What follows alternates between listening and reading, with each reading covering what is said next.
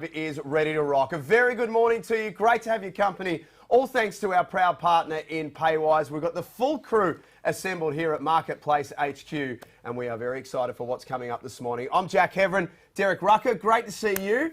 We love this morning. We do, and there are so many possibilities right now. But, guys, what I'm really looking forward to is seeing if the Brisbane Bullets can make some moves early in free agency to narrow that gap from bottom of the ladder to play in contender. Olgun Uluc, the best newsbreaker in Australian basketball. Welcome to you. We'll get to a story of yours that you've already fired off this morning. That's quite a big one, but there's a lot going on this morning. There's plenty going on. There's a lot of things we're hearing, a lot of developments.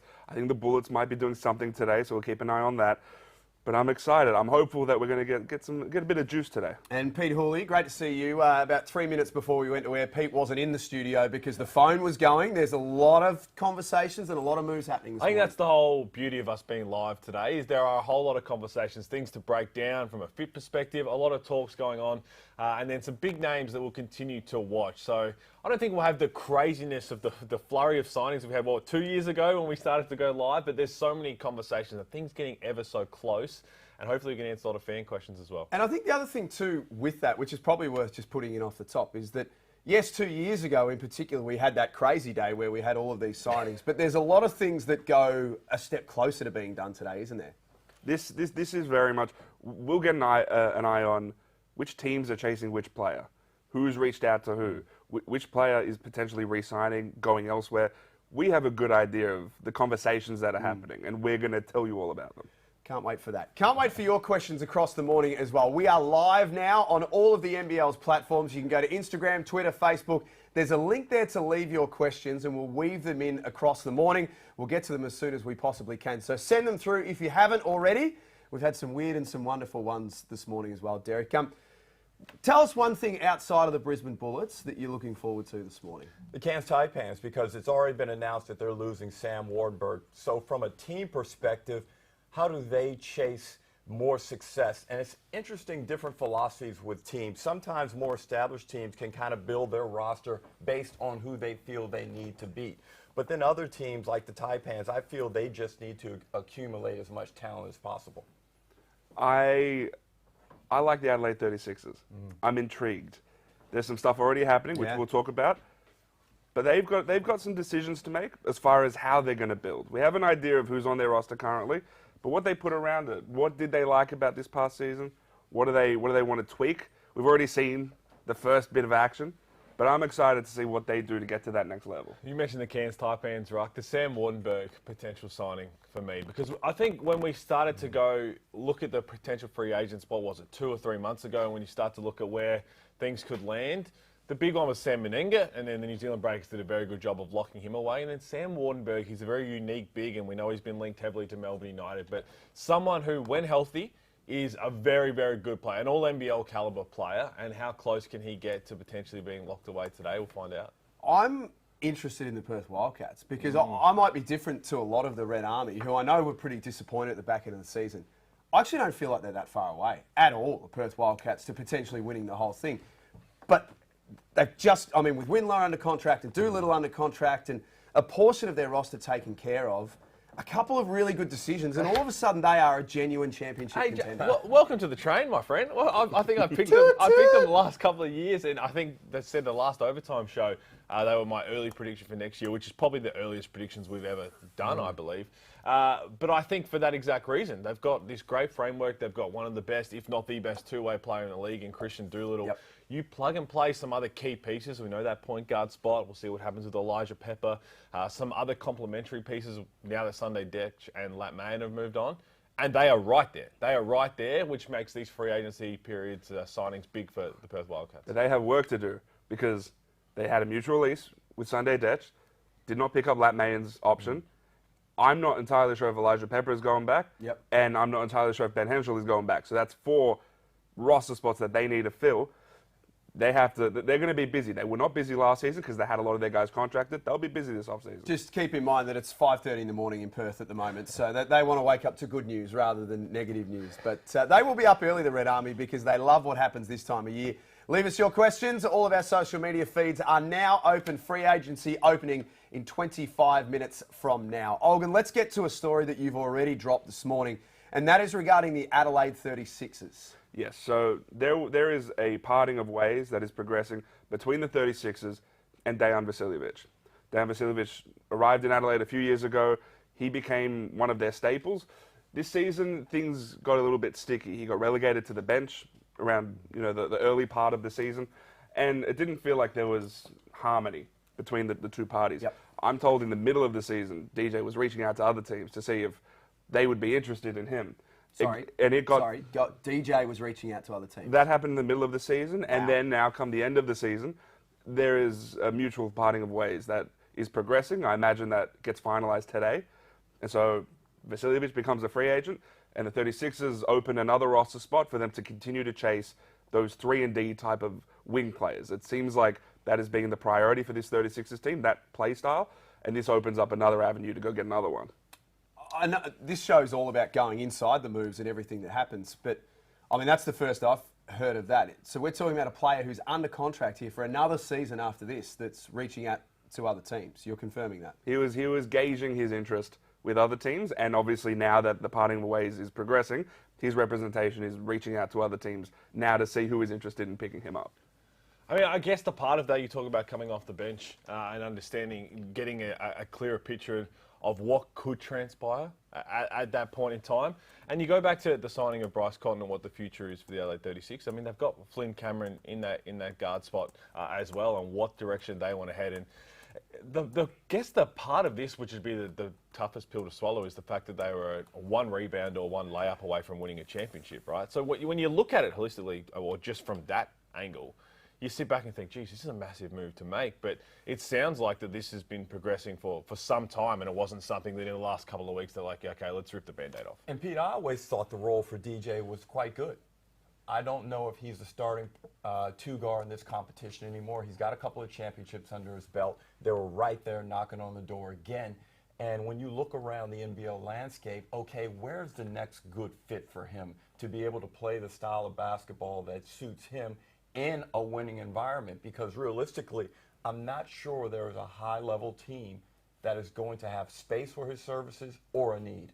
It could be one. I mean, you mentioned what's happening in Perth with Leaupepe. I mean, that's going to be their priority number one. But to get some more shooting in one of those guard spots, that seems like a landing spot that could definitely play out if they don't get Leaupepe, if they have to fill one of those 4 spots. So there's a lot to play out, and there's 2 ways to discuss it. You discuss it on the individual perspective from DJ Vasiljevic, or from the team perspective, Adelaide, what they're trying to build going forward. Because I think, a month ago, a lot of people thought that we'd be sitting here with free agency about to start, thinking the Adelaide 36ers have a new head coach, and that doesn't look like that's going to be the case either. We may as well talk about that while we're here too. So Mike Wells looks like he is staying now. That's the expectation. The expectation Mike Wells is in for next season. And again, that's very different from all the news and everything we were hearing from about a month or so ago, or even further. I think you started to allude to it probably 2-3 months ago. And now they said, you know what, this is the path we're going to go down. This is what we're doing. We're building around that. And I think there's a lot of pros that are going to come with that as well. But also the changing landscape of professional basketball, professional sport is something you can't predict, because I don't think anybody thought that this would happen for a team that was 1 rebound away. Well, when you look at their roster also, Olgun, they need some more length on the wings. And John Jenkins came in as a shooter, but he didn't give them that athleticism and that defensive capabilities that they need. But the irony is, again, they were that close to the championship. So it's not like there's a great deal wrong, but I think they have a lot of scope to improve that roster. Well, I find it fascinating that they got ever so close to a championship with a roster that I think was quite imperfect.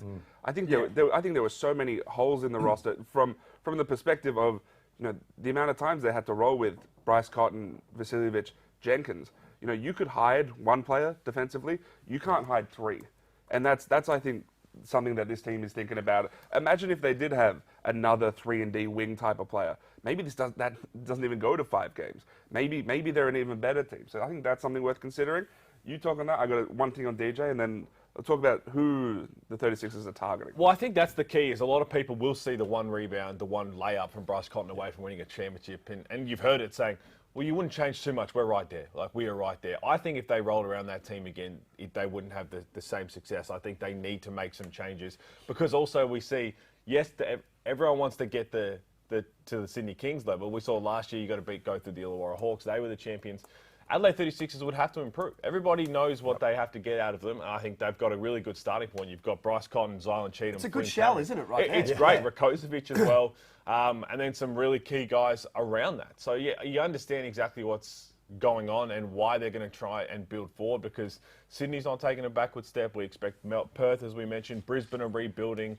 You've got to make those big moves, but I guess it's definitely not one that many expected. Okay, so I think what we now know in the Matt Weston era, if you want to call it that, as the general manager, is that they don't play around anymore, the Adelaide 36ers. They're going to make big moves, they're going to make power moves, and they're going to try and win a championship. So they did it early. Scott Ninnis, he was out the door very quickly. Yep. They realised that he wasn't at the level that they required.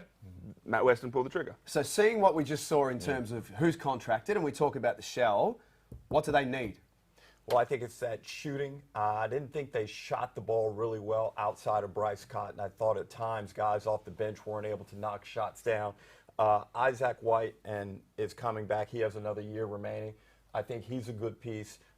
Kenyon is the one where I'd have to look at and try and assess what type of value he brings to your championship aspirations. But they have that import spot, and that's the value of having Bryce Cotton as an Australian player, because you have that roster flexibility. Hence why they were able to go early on Rakocevic. Hence why they were able to extend Zylan Cheatham out over a couple of seasons. Do you want me to give some other names before you go with where you're Let's going? hear it. Because you're kind of going to go where I'm going to go. Let's stop flirting and let's just get straight to it, shall we? Can I give the name that I'm told that they've already reached out to? Well, an Antonius and Cleveland type, because that's not the name he wants, but it kind of fits that build. I think that's the key that they're missing, is that bigger wing who can play the forward, 3-and-D type guy, but someone who can do a little bit of everything. The floor is yours.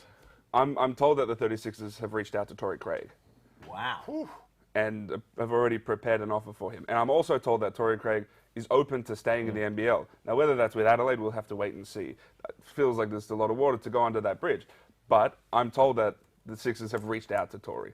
So, at the very least, that gives us an indication on the play style, on the player profile that they're looking for, which is wing 3-and-D type player. So let me ask you this.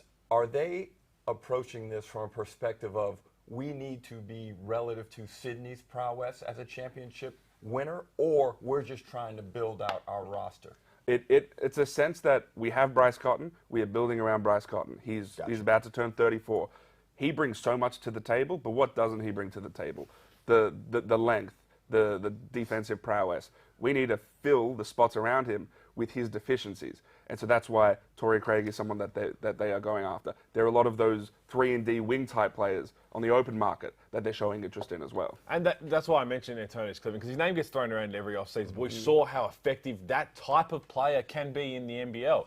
So Torrey Craig is like that for sure. Justin Simon, we've seen what he can do, where the defensive wings who are versatile enough, who can, if you get switched onto a big man in this league, you can hold your own. If you get switched onto a point guard, you can hold your own. And this is, again, why you give a lot of credit to the Adelaide 36ers. They leave no stone unturned. Yep. So Torrey Craig had his moments in a team where he only was brought in to complement the Kendric Davis and Xavier Cooks combination. And he did that very well. But you imagine as an actual star where he can play his role, Bryce Cotton, Flynn Cameron, Torrey Craig, Zylan Cheatham, Isaac Humphries, Nick Rakocevic in that mix. That is a very, very more, and what I will say, that is a more balanced team than we saw this year. The thing that really hurt them, though, in that Game 5 of that championship series was the open missed three-point shots. And this is an area where Torrey Craig was much improved this season. He shot the ball so well. Imagine how many looks he's going to get. We know DJ had a poor Game 5 shooting the ball. Jenkins missed a whole bunch of looks. Flynn Cameron missed a whole bunch of looks. If they had one or two of those shots go down at any critical stage, it changes the complexion of Game 5. I'm focused on the other end. Yep. Flynn Cameron, who had an awesome season last season, fouls out. There is no point of attack defender that Mike Wells was comfortable playing, because the 2 point of attack defenders who have showed something throughout the season hadn't played all game. So it was up to DJ Vasiljevic to guard Kendric Davis. And Davis had, I want to say he went off in fourth quarter and overtime. And if you have someone like Justin Simon, Torrey Craig, to throw at KD, you can rotate through those wing players to throw at some of these offensive guards. And again, in the end, the trend sticks true. If you're not a top 4 defensive team, like you need. Wow, it barely. But it did though, right? It did. So I think that point of having someone locked in, we saw Wani Swaka-Bullock the year before prior. But when free agency opens, we start throwing some more names that Olgun has for us. There's another name in there around the country that I think could suit if it's not Torrey Craig for the Adelaide 36. So 15 minutes until free agency officially opens for the NBL 27 season. You can get your questions coming through now. We'll start to filter through some of those very shortly. But it's worth us just having a very quick look at each team as we lead up to 9 o'clock and as we lead up to free agency open. So from a Brisbane Bullets perspective, and these are just quick looks, we'll dive into all of them across the morning as well. Very much a blank canvas for the Bullets right now. Got to get a point guard, and I think that's where they really erred last season. They went with Jalen Adams despite all the intel and the poor season in Sydney. They thought they could fix all of his deficiencies. That proved to be untrue. Right now, I think Will Weaver's got to get that spot right. They've got Tyrell Harrison. He's strong. They got Holt coming back. And if you look at some of the other pieces, Devers, who I really like. But Mitch Norton carried too much of the burden at the point guard position. Tane Murray's got promise. The free agents, well, Casey Prather and Sam McDaniel are the ones, even though Sam McDaniel is a mutual option, I believe, Olgun. I mean, you said, let's just touch on Tristan Davis quickly. I'd be shocked if he's in a Brisbane uniform. I think he has signed NIL representation. Yeah, he's going to college. Yeah, okay. So I think that's part of it. From what I understand, you can probably double down or correct me if I'm wrong. I think the Brisbane Bullets are going after an import point guard rather than a local marquee. That is correct. Yeah. Import point guard. And then I think they have to go and find what they thought Alex Dukas was going to be last season. Who is the other marquee or fringe marquee sort of guy? Is it, for example, like I've been reporting, is it an Elijah Pepper? Yep. Is it DJ Vasiljevic? Is it one of these sorts of players? The Cairns Taipans, we talk about blank canvas at the moment. They have ticked off Rain Smith, so that's a big step for them as well. Olgun, I know you guys spoke about it on Tuesday in the Primer show that you can still jump on and check out online at the moment. But for the Taipans, Pete, I know that, and you spoke about this on the Primer show as well, that you think there's a way where Cairns can make some pretty good moves pretty quickly here. Well, the quick part is the key. Yeah. Because last year we talked about the Cairns Taipans. We went to Summer League. They still had a very open roster, much like it looks like right now. Now, when you look at they have room. They have a whole lot of room, right? So that was the key, but it didn't happen until nearly August last year. That was the big moment where everything just had to happen. They had to pick up and fill some of those bench roles with players that perhaps they didn't want to initially. And talking to the Cairns Taipans, I expect them to really go out there and do everything they can to land another big fish as quickly as they can. And if they can do that, and some of the names we're starting to hear around, pairing with Jack McVeigh, this will be fun. And I think the key is that they're not going to leave any stone unturned either, understanding that, yes, you've got $1 million for Jack McVeigh, but if you've got $1 million for that and no money for everybody else, it's just not going to work. So you have to pay for a roster that's going to be able to compete. Well, if you look at the priorities on that free agents list in terms of bringing back, I would think Mojave King probably did enough in NBL 26 to show that he may be worth a contract. I think Alex Higgins-Titcher is another one that continues to show promise, provided he comes back healthy. And then you start to build your nucleus a little bit. It's still not overly strong, but it's something.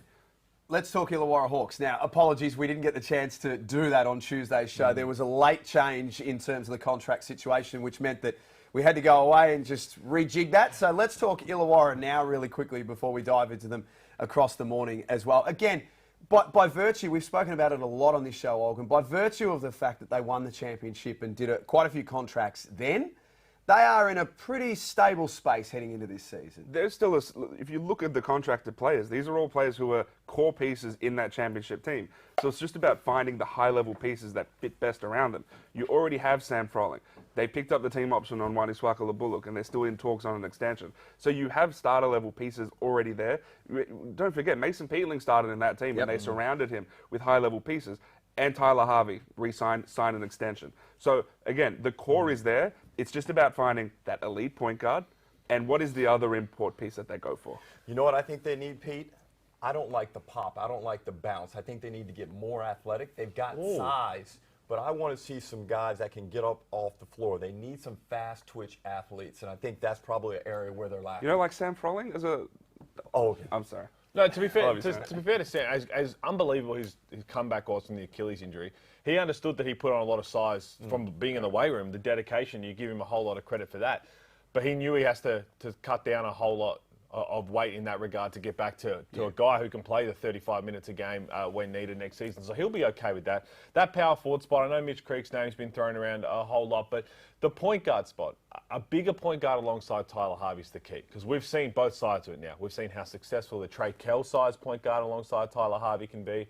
We've also seen QJ Peterson in his moments be very good, but a lot smaller of a guard, not as good of a defender, two-way player getting in the paint. And if you're thinking about like marqueeable or like locals, if it's not going to be an import, it's the Will McDowell-White type for me. Yeah. That kind of Will McDowell-White, Tyler Harvey backcourt, you think about two Australians in the future as well, with Sam Froling, and then what flexibility that could be for the rest of your roster, that would look really good. Hawks fans, you missed your chance the other day on Marketplace, so send through your questions via the NBL social media platforms and we'll get to them very shortly. Melbourne United are a watch. There's no question about that. Now, history would say that they make good decisions, they make good signings, and they're going to be okay. But this off-season, Derek, feels like a very, very important one for Melbourne. It is, especially with the rise of little brother, the Southeast Melbourne Phoenix. So there is that inner city rivalry that they're dealing with. And look, Southeast Melbourne looks strong. They're going to be a top 4 team again next season under Josh King. But under the green, there's not a lot there. They need to go out and really get some things popping. Chris Goulding obviously is coming back. Shea Ely is a big question mark for him. Can he stay healthy? Krislovic, we know what he's capable of in this league. I'm sure you've got some more reporting on Dash Daniels. There's a lot of flexibility there. That's a good thing, but also it's a bad thing if you don't get your decision-making right. It's a scary thing. Yeah, but the flexibility, I can't recall the last time they had this much flexibility to be able to go out and kind of make that really, I guess, create the identity of the team. Choose your own adventure here. Yeah, correct. Yeah, and again, so it's part of it's like, okay, we're going after Sam Wardenberg. We've heard about that. So if we get Sam Wardenberg, then we're going to go down this path. I imagine the whiteboard in Melbourne United's office is plan A, B, C, D, when in terms of, okay, if we don't get Sam Wardenberg, do we target an import in a power forward or centre spot and then go around that? Or where's our marquee type big man? And again, we'll continue to talk about it. They are one of the teams who've been talking to Joe Ingles. So Joe Ingles, does he just slot into a power forward spot there as well? So there's a whole lot that they can do. I can't recall the last time they've had this much flexibility. The early things I've heard, I like the direction they're going down. The only thing that may handcuff them a little bit is I can imagine Shea Ely and Chris Goulding taking slightly lesser roles, but they're still on those bigger contracts. Yeah. So could that handcuff them potentially? How much is new ownership willing to spend? That's what we're looking at. New Zealand Breakers have got 2 of the stars of the competition locked away already. So when you go to free agency with Parker Jackson-Cartwright and Sam Menenga in tow, the rest after that can be quite fun if you get this right. It is, but they do have that big piece to fill that where you kind of got a bonus. If you get your next star right, it can really add to your success as a team. But now, without Karim Lopez, that's a big void. And it's underrated absence. And again, another team with only 4 contracted players. Isaiah Leaupepe, we see he's injured right now, so we don't know what his status is for next season. It's really open there. And the thing is, they haven't had a lot of recent success. So how appealing is New Zealand as a free agent destination? I think it's very appealing for the sake of you've got PJC and Sam Menenga there as your bookends. I think it's very appealing. Yes, the coach is the big one. We'll talk about that with no Modi Mayo now, what they do with that. But understanding too, when they had their injuries last season and people, or even the inconsistencies of the imports to start, Isaiah Brockington, slow start, Rob Baker, up and down before his ACL injury. And people were saying, why are we not replacing these guys? Yeah. They understood they weren't going to win a championship last year. And sometimes to be able to bite that bullet and say, yeah, we're not going to win a championship, to save that extra money you would have to put to, against some big signings, that could have helped get Sam Menenga the contract that he deserves. I like where they're heading. Obviously, the coach is going to be the big one. Let's fly through very quickly the remaining teams, just as a bit of a look of what it looks like with 9 a.m. not too far away. The Perth Wildcats, we've touched on them a fair bit already, so let's just have a quick glance at their roster as it looks right now. They do have some really, really good pieces in place. They do, and if you look at the guys that they have coming back, it's, again, a team with a really solid nucleus, a team that wasn't far off getting to the championship series. The big thing is they need Dylan Windler healthy. Even though his numbers aren't like blow you away type numbers, they are important numbers, and he has such an impact when he plays. Jaron really was a good signing as a development player. Of course, Doolittle's one of the best players in the competition, but there's a lot of guys leaving from that free agency list. If Aquera leaves, which I hear that he may be. Again, that's a big loss, but Pepper's got to be your number one priority. They need him. He is an improving young local two-guard. And a shout out to the Red Army. I did say that it's 5:30 in the morning, but the tweets have been coming through already. They are up and they are watching Marketplace Live. So good morning to you in the West. Southeast Melbourne, Pete. We're now seeing rosters in the Josh King identity. We've touched on this a lot on this show already, that I think we can almost start free agency having a pretty good idea of what Josh King wants. Yeah, and another roster with some flexibility now too. So we've spoken about, Olgun's reported that they're interested in Tyson Walker and Dash Daniels as well. So you think about that with Owen Foxwell leaving, how that would look in the backcourt. Nathan Sobey's still there. You've got Angus Glover you've re-signed. We understand that we're continuing to get very close, hopefully, to seeing Josh King sign a long-term deal. John Brown, the big one. And then you can understand the other key pieces to put around this team. And I think it's one that, again, it was right there. They were right there. Yeah. I don't think they played anywhere near their best basketball in the playoffs. Those 3 games are very poor by the standards we'd seen them set prior to that. So you don't have to change a heap, but you've still got to improve places, and I think they're going to start to do that just with some names. To the Sydney Kings, I've also got my timings wrong, by the way. It's only 2 hours now in Perth as well. It's not 3. Daylight savings is over. Shows what we know. We just wake up one day and just get into the next thing. Sydney Kings have won the championship, and they have this wonderful position, Olgun, where they can go to market again with the bones of a great roster. They can. Obviously, Kendric Davis, Championship Series MVP, he is priority number 1. There are other pieces, and when you look at that contracted, not contracted list, I said this about Adelaide a week ago, and not all contracted players would be back.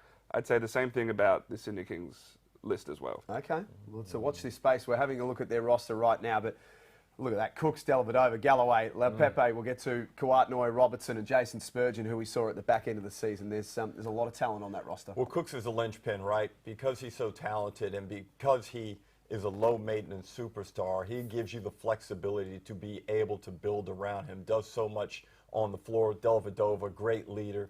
Galloway, we saw what he did in the championship series. Again, another team like the Adelaide 36ers, they're built to go back-to-back. And finally, the Tasmania Jack Jumpers. When we're talking about the things that we're looking forward to, I think collectively we're all looking forward to seeing what happens with the Tasmania Jack Jumpers. Pete, you've got that real sort of smug look on your face at the end of the desk So there. smug. You're like so you know smug. what's going on. Here is their roster. What say you? What say me? What can I say? No, I'm excited for Tassie. I've said it for a month or so now. I think what they're building is very special. And once things start to get the wheels in motion properly, I mean, you look who's there. Ben Eyre, that's a crucial option to be picked up with everything, the tragic news to Sean McDonald. But Josh Bannon, Majuk Dang, Will Magnay's the key one. Will Magnay, we know, is the key one. But then you've got Bryce Hamilton, David Johnson, some other names around. And we know what we mentioned last time in Taron Armstrong. We're going to get to that very, very shortly. Free agency opens in just a couple of minutes. A quick break from us on NBL Marketplace. It's all thanks to Paywise, salary packaging, novated leasing. They are the best in the business and our proud partners of this show. Your questions, all the latest news and free agency up next.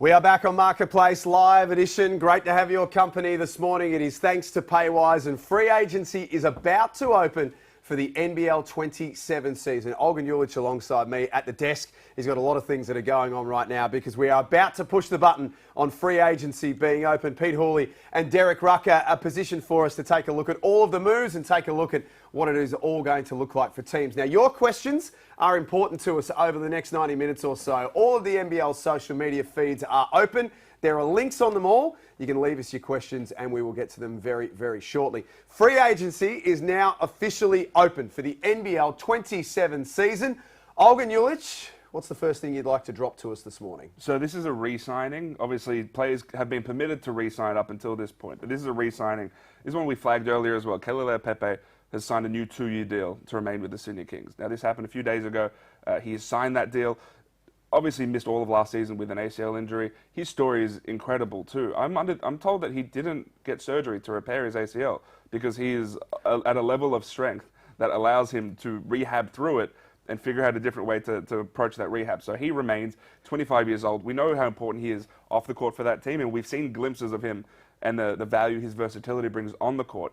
But Keli Leaupepe, a rotational piece for a Kings Championship team that didn't even have him last season. So that's a bonus for them. So that's what your tweet is now live. That news is now official that Keli Leaupepe has re-signed with the Sydney Kings. Pete and Derek, this is, again, speaking to the depth of the Sydney Kings and how deep this entire roster bats. I think that's the key, and I like the flexibility part of it because, yes, we've seen Keli Leaupepe, he can be that starting centre, but he can also step out and shoot the three-ball ruck. So we got that power forward if you need, if you're going to have a Tim Suarez type who's going to be a bit more height, because we know 2 years ago the biggest concerns we had with everything from the Sydney Kings, they were undersized. But what he makes up for with that, he loses that, he makes up for in the strength. Well, once he returns back to the Sydney Kings lineup, he will be the best offensive rebounder in the competition. And as you mentioned, he has the ability to shoot the three ball. He's a smart basketball player. He gives you that ability to play with force. He's a better defensive player. He can switch out on ball screens. He's just an outstanding pickup.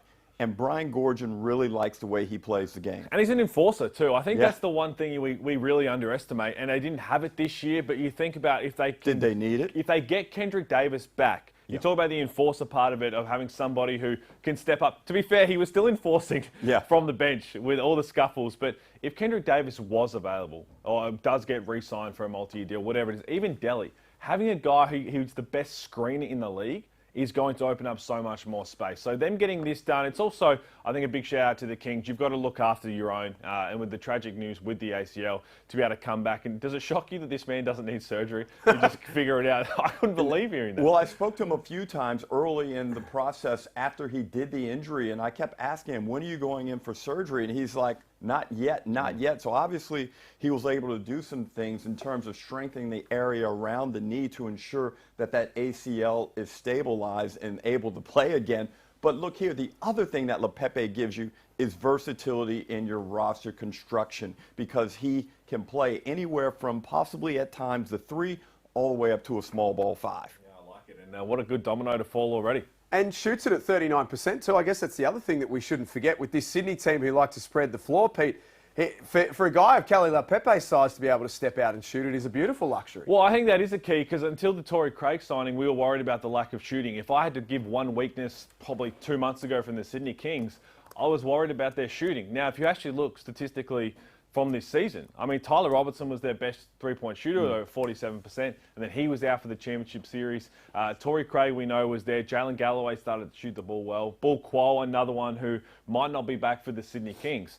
So to have somebody who can step out there and just be able to respect a big man and not just clog up the paint, that's key for their offense. Especially the way Xavier Cooks plays. He likes to operate in that middle third of the basketball court where he can isolate and go one-on-one. If that other big man, in this instance Keli Leaupepe, or from NBL 26 Tim Suarez, isn't capable of knocking down the 3, well, that takes away some of Zave's capabilities. So again, a guy who adds so much to your roster, and it's good news that he's able to get back out there and will extend his career with the Sydney Kings. So there's a nice start for Sydney to free agency. Keli Leaupepe with a 2-year contract. Olgun, a lot of questions that we've got via the fan platform around Kendric Davis and what he's doing. Incredible season, runner-up in the MVP for the second time. I think it's fair to say went to another level during the championship series as well. Is he coming back next season? Potentially. The Sydney Kings have a 2-year deal on the table for Kendric Davis, and he's strongly considering it. He has a lot of interest in returning, but he also has interest in going down that NBA pathway and seeing how far he can take his career. And so right now it's a wait and see. I think there are promising signs. I think the Sydney Kings are hopeful that this happens, but right now it's a wait and see. It's a 2-year deal for Kendric. So do you do that? You can help us understand the machinations of a contract here. Can you have both? Can Kendric do a Sydney Kings contract with the obvious NBA outs?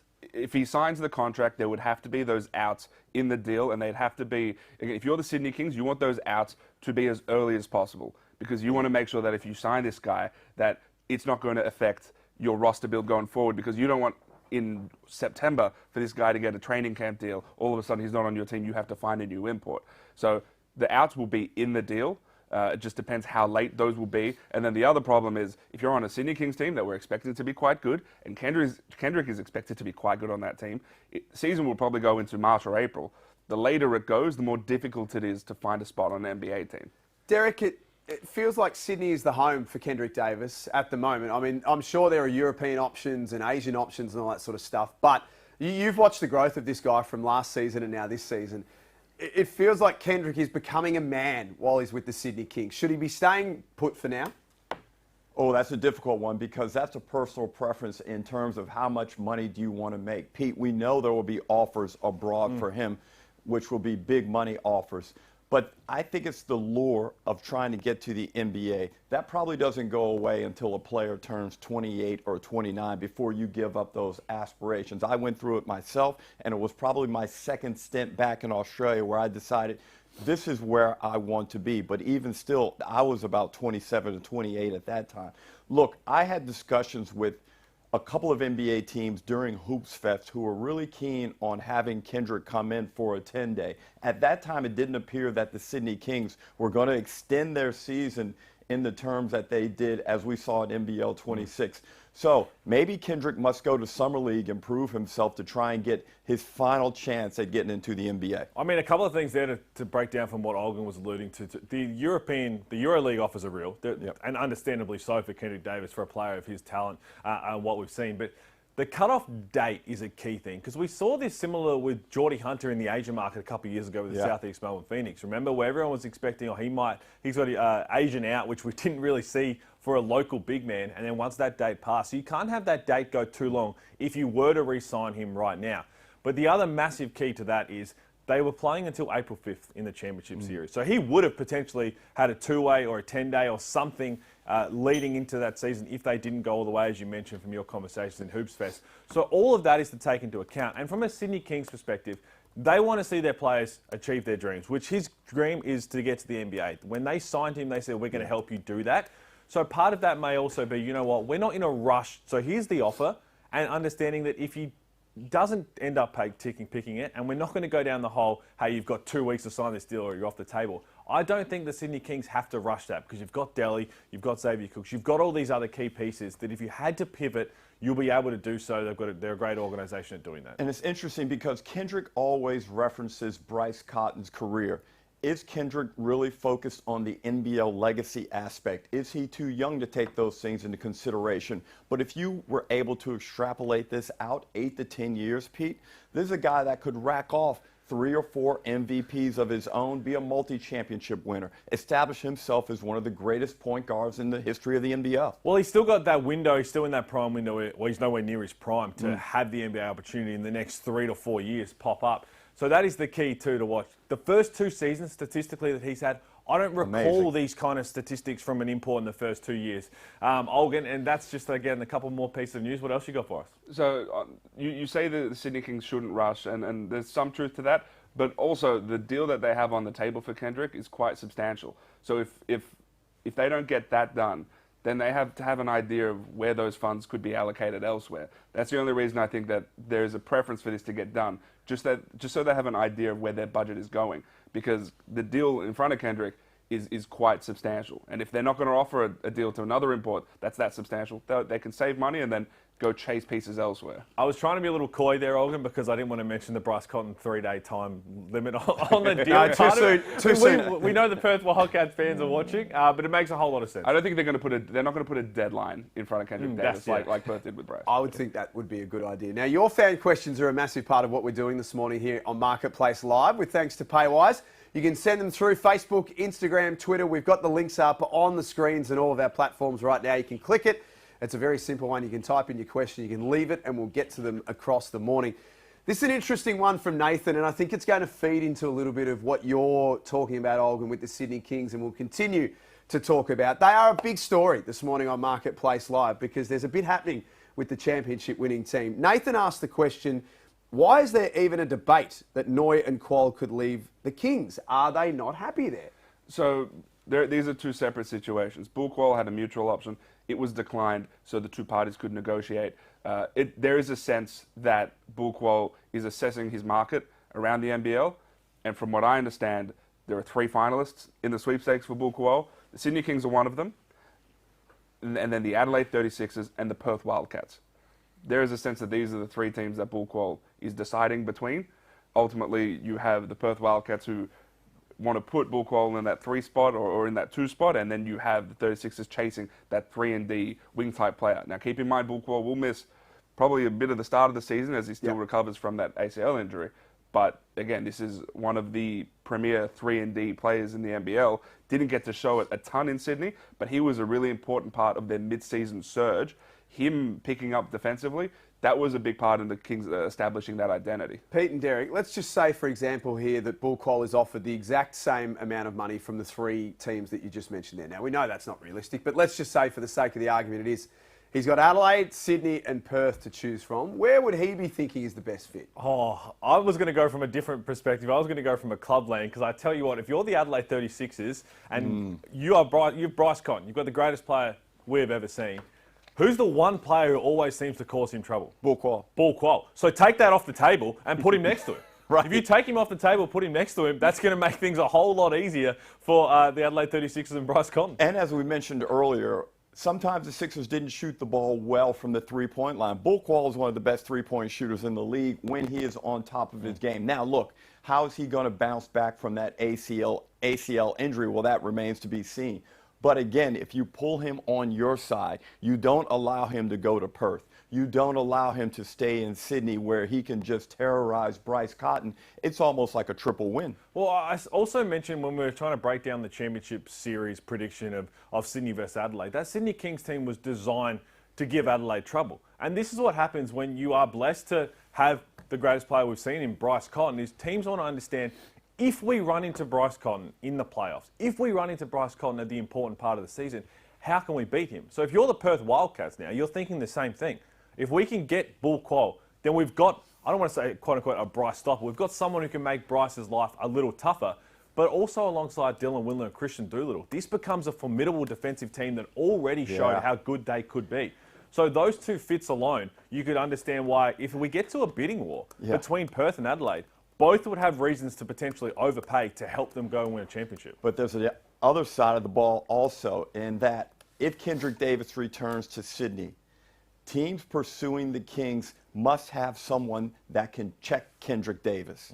Now, if you have Bul Kuol in your lineup, if you're Adelaide, if you're Perth, you have someone that you can throw out there to harass KD. I'm not saying he's going to stop him, but at least you try and take the sting out of his confidence. Yeah, it's a fascinating one to watch because, again, a Sydney Kings perspective where you would love to keep him, but if Jalen Galloway stays, and I know Olgun's got some reporting there, and you re-sign Maluach, you might be more inclined to say, you know what, go somewhere else because we've got 2 for the price of 1 that we feel can get the job done for us next year. So the Sydney Kings at the moment, Olgun, there are a couple of extra layers here that you're about to share with us. It's worth it just having a look at their roster right now, just to kind of get a gauge of what they've got, who's out of contract and who is in contract. Kuat Noy and Maluach, 2 names that Pete and Derek just mentioned there. What's the latest with both of those? So Kuat Noy, the team opted into his team option, but there is a sense that he has a desire to play somewhere else. So it's a mixture of him wanting to spread his wings from a basketball perspective, and there are also personal reasons why he might want to play somewhere else. So I don't expect Kuat Noy on the Sydney Kings roster this coming season. That is something that he and the Kings are discussing, and it's a good faith conversation between the two parties. I expect an exit strategy of some sort to be sorted out there. For another team? For another team. Okay. And that team, from what I know, is not decided yet. The other teams around the league are still reaching out and monitoring whether they want Kouat. And there's a lot of interest in him, of course. Maluach is one of the most highly sought-after free agents on the market right now. We saw what he did with the Sydney Kings when Bul Kuol got injured, and he has interest from around the league. He's currently in Africa, but he's available for Zoom calls. He's available for calls. The Sydney Kings have an offer on the table for him, but other teams around the league are interested, and his price, we say this a lot, and it's often hyperbole, but this is real. His price is rising. I like Maluach, Pete. I like him a lot. In fact, and I love Kouat. They seem like two players that in this market, with the way that it looks at the moment and for what some of these teams need, I mean, there's a bunch of options for both Maluach and Noi, I'd imagine. I think that's going to be the most difficult thing from an individual perspective, if you are both Kouat Noi and Maluach, to understand in this next potential, if it's a 2 or 3 year deal, what do you want to get out of it the most? Because if you're looking for money, if that's going to be the driving factor, you can understand that. Everybody deserves to go out there and make what you warranted. But what does your role want to be too? So the role from them on the Sydney Kings team, which is always going to be loaded, the Sydney Kings are going to be a stacked team that you may not be able to show your full potential, but you're probably going to be guaranteed to at least compete for a championship in that window of the next contract. So is that something you want to do to go and get a couple more championships, or do you want to spread your wings and maybe challenge yourself a little bit more to go and win one? And this is personal preference, and often it comes down to family discussions. What do you want to do? If we go back to the NBA and Matthew Dellavedova, he won his championship in 2016 with Cleveland. What did he do? He parlayed that into a 3-year, $39 million deal with Milwaukee, where he was like, okay, I got my title, I got to get paid. Some guys want to get paid in various forms. Sometimes it's actually hard currency. Sometimes it's opportunities to spread your game and broaden your horizons as a player. It's hard to say what each player wants, but they're entitled to do whatever they want, and winning a championship gives you that liberty. And the Maluach one is, there's a reason why he's so highly sought after, the Olgun's reporting, is because you could plug him into literally any team right now. And I know one team that is very high on him is the Southeast Melbourne Phoenix. They have been for what kind of style he plays, but that's not the only one, because you could put him literally anywhere. The Brisbane Bullets, you could throw him on the wing there. Yep. The Cairns Taipans, you imagine the way that they could potentially play. Again, out west as well. So, as Olgun also said, that the price right now, you might get him. I don't want to say you're going to get a bargain, but if you manage to lure him away from Sydney and give him that starting role of the 25, 30 minutes a game, by the end of that deal, we could be having a very different conversation. Hey Pete, I got a question for you. And it is a reason why I think re-signing Maluach is important for Sydney. Are you also hearing a little bit of other teams monitoring Jalen Galloway's situation? Well, I was wondering when we were going to get to this. I am hearing that one. The Jalen Galloway one is big, and other teams are monitoring them because they have their eyes on what could be a superstar in this league. He is still so young. And we've seen, yes, the shoulder injury, he had that concern, but he played through that. The way that he's shooting the ball now, the shooting was the reason that he didn't stick in the NBA with his first opportunity. It's not going to be his last opportunity, but I know there are some teams that are monitoring him very closely, and a couple we've already mentioned since we started this show today, who, if he becomes available, I'm going to throw everything at him. Look at the talent, though, Olgun. Sorry to cut you off, but the talent and the attributes, the shooting was exceptional in the championship series, and one of the key reasons why Sydney won that championship, but we've seen the athleticism and the enthusiasm and his defensive capabilities. And I think putting the ball on the deck and being able to defend our areas that still are, while good right now, they can still improve a lot more with the hope of him getting to the NBA. Keep in mind, he's contracted with the Sydney Kings, but other teams monitoring the situation in the case that he might be available. So these are other teams, their ears are perked up, they're keeping an eye on it. So there's a lot to talk about with the Sydney Kings off the top. We're just having a look at some of Jalen Galloway's highlights right now. Just last one on Jalen, Pete and Derek.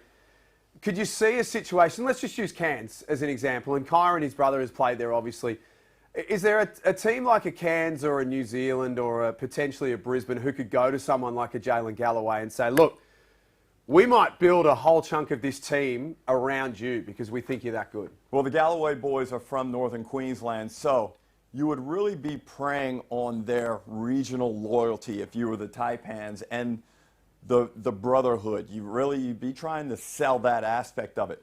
Whether it's a good move for Jalen Galloway, I'm not so sure. I think he still needs to be in a championship relevant type situation if he were to depart the Sydney Kings. It's the toughest one for him too, because if he was a free agent, you could imagine the different offers, the conversations he'd be having. When teams are just kind of monitoring, ready to throw their name in the ring if he becomes available, it's very different of saying, okay, you know what? And again, they'd be doing that. The conversations continue throughout the season, whether a player's contracted or not, about what's happening next year, what's happening in 2 years' time. But there's definitely those type of teams where, for different reasons, you could go and make a team around. That wasn't the team that I was alluding to. Jack is on the complete other end of the country. We'll see what happens. Okay, I like that. I like that we've got some different options here for Jalen Galloway. Let's get to some fan questions as well. We've got some more news that are about to drop very, very shortly. But Olgun, far and away, and Pete, I know you're right across this situation with Joe Ingles as well. You were the first one to bring it to the table a few weeks ago. Of all of the questions that we've had left on our fan chat, Joe Ingles' name features a lot. So we may as well deal with him nice and early because he's obviously such a recognisable name. What is the latest with him? Well, I mean, the prospect of bringing a 5-time Olympian back to Australia to finish his career is obviously a palatable thing. Joe Ingles the 36ers are a team that reached out. Both Melbourne teams are teams that he has shown a lot of interest in. There is a sense that he'd like to be in Melbourne. Can different factors convince him to play elsewhere? Potentially. But the feel has always been that one of the Melbourne teams would emerge as the front runner. And it does feel like Melbourne United is the most likely to emerge as the front runner for Joe Ingles if that deal ends up getting done. Pete, can you just text Joe and ask him what he's doing, please? Well, right now he's getting ready to win an NBA championship. And I tell you what, when this news did break, when we started to talk about Joe Ingles potentially returning back home to the NBL, and a lot of people understood his age and saying, we haven't seen him play. But the last couple of weeks for the Tim Wolves regular season, if that hasn't showed you that he has some left in the tank and could come back to the NBL and have a massive impact, I don't know what more to tell you. Well, the NBL is a very friendly league in terms of the burden on your body. You know, we played 32, 33 games. That's nothing for Joe Ingles. He's a guy who actually hasn't played a lot in the past couple of seasons, so his body hasn't had to go through a lot of wear and tear. He is an elite shooter of the basketball. He's got great size. He passes the ball well. Could you imagine him in a big-to-big pick and roll where he's making decisions? There are some really entertaining prospects there if Melbourne United are the choice, but I'm curious to see if he is willing to go anywhere else also where there may be more vacancies. Well, that's the key. And again, speaking to him after the last couple of games he's played, he's very excited about being able to play a whole lot more. But you mentioned, we talk about Melbourne United. That's a position I think that he'd really like to be in. And I think that one that Melbourne United are starting to come around to what we could build. If you could throw him in the power forward spot, now that Finn Delaney is not going to be returning, then I'd be having that conversation with Jesse Edwards again. Because for exactly the reason you just said. We are not going to see that kind of power forward with the IQ of Joe Ingles for a lob threat to have and the shooting. And I've said this before the last couple of weeks where we've clearly can see that he's got more left in the tank. If you can do one or two things better than the majority of the league, you're going to have no trouble in impacting. He can shoot the ball better than a whole lot of the league and the IQ part of it. So that alongside different roles, the Phoenix who could work in Adelaide, potentially righting the wrongs of the past would be a nice fit too. And I think he'd be a very good rebounder in the NBL. And I think the other side of it too is everyone's saying, he's never been the quickest guy.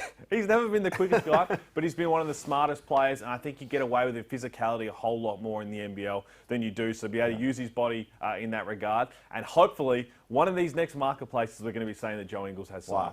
You're thinking it sooner rather than later, Pete. I know he's obviously right in the middle of something right now. I'm just saying I hope that we get to see it sooner rather than later. I think right now we're in a better position than we were when I first brought it to the table. So we touched on Melbourne a little bit earlier. For those who have just joined us, we've been on air for the best part of 50 minutes now. We went through every team and just had a look at their contract situation now with free agency open with thanks to Paywise.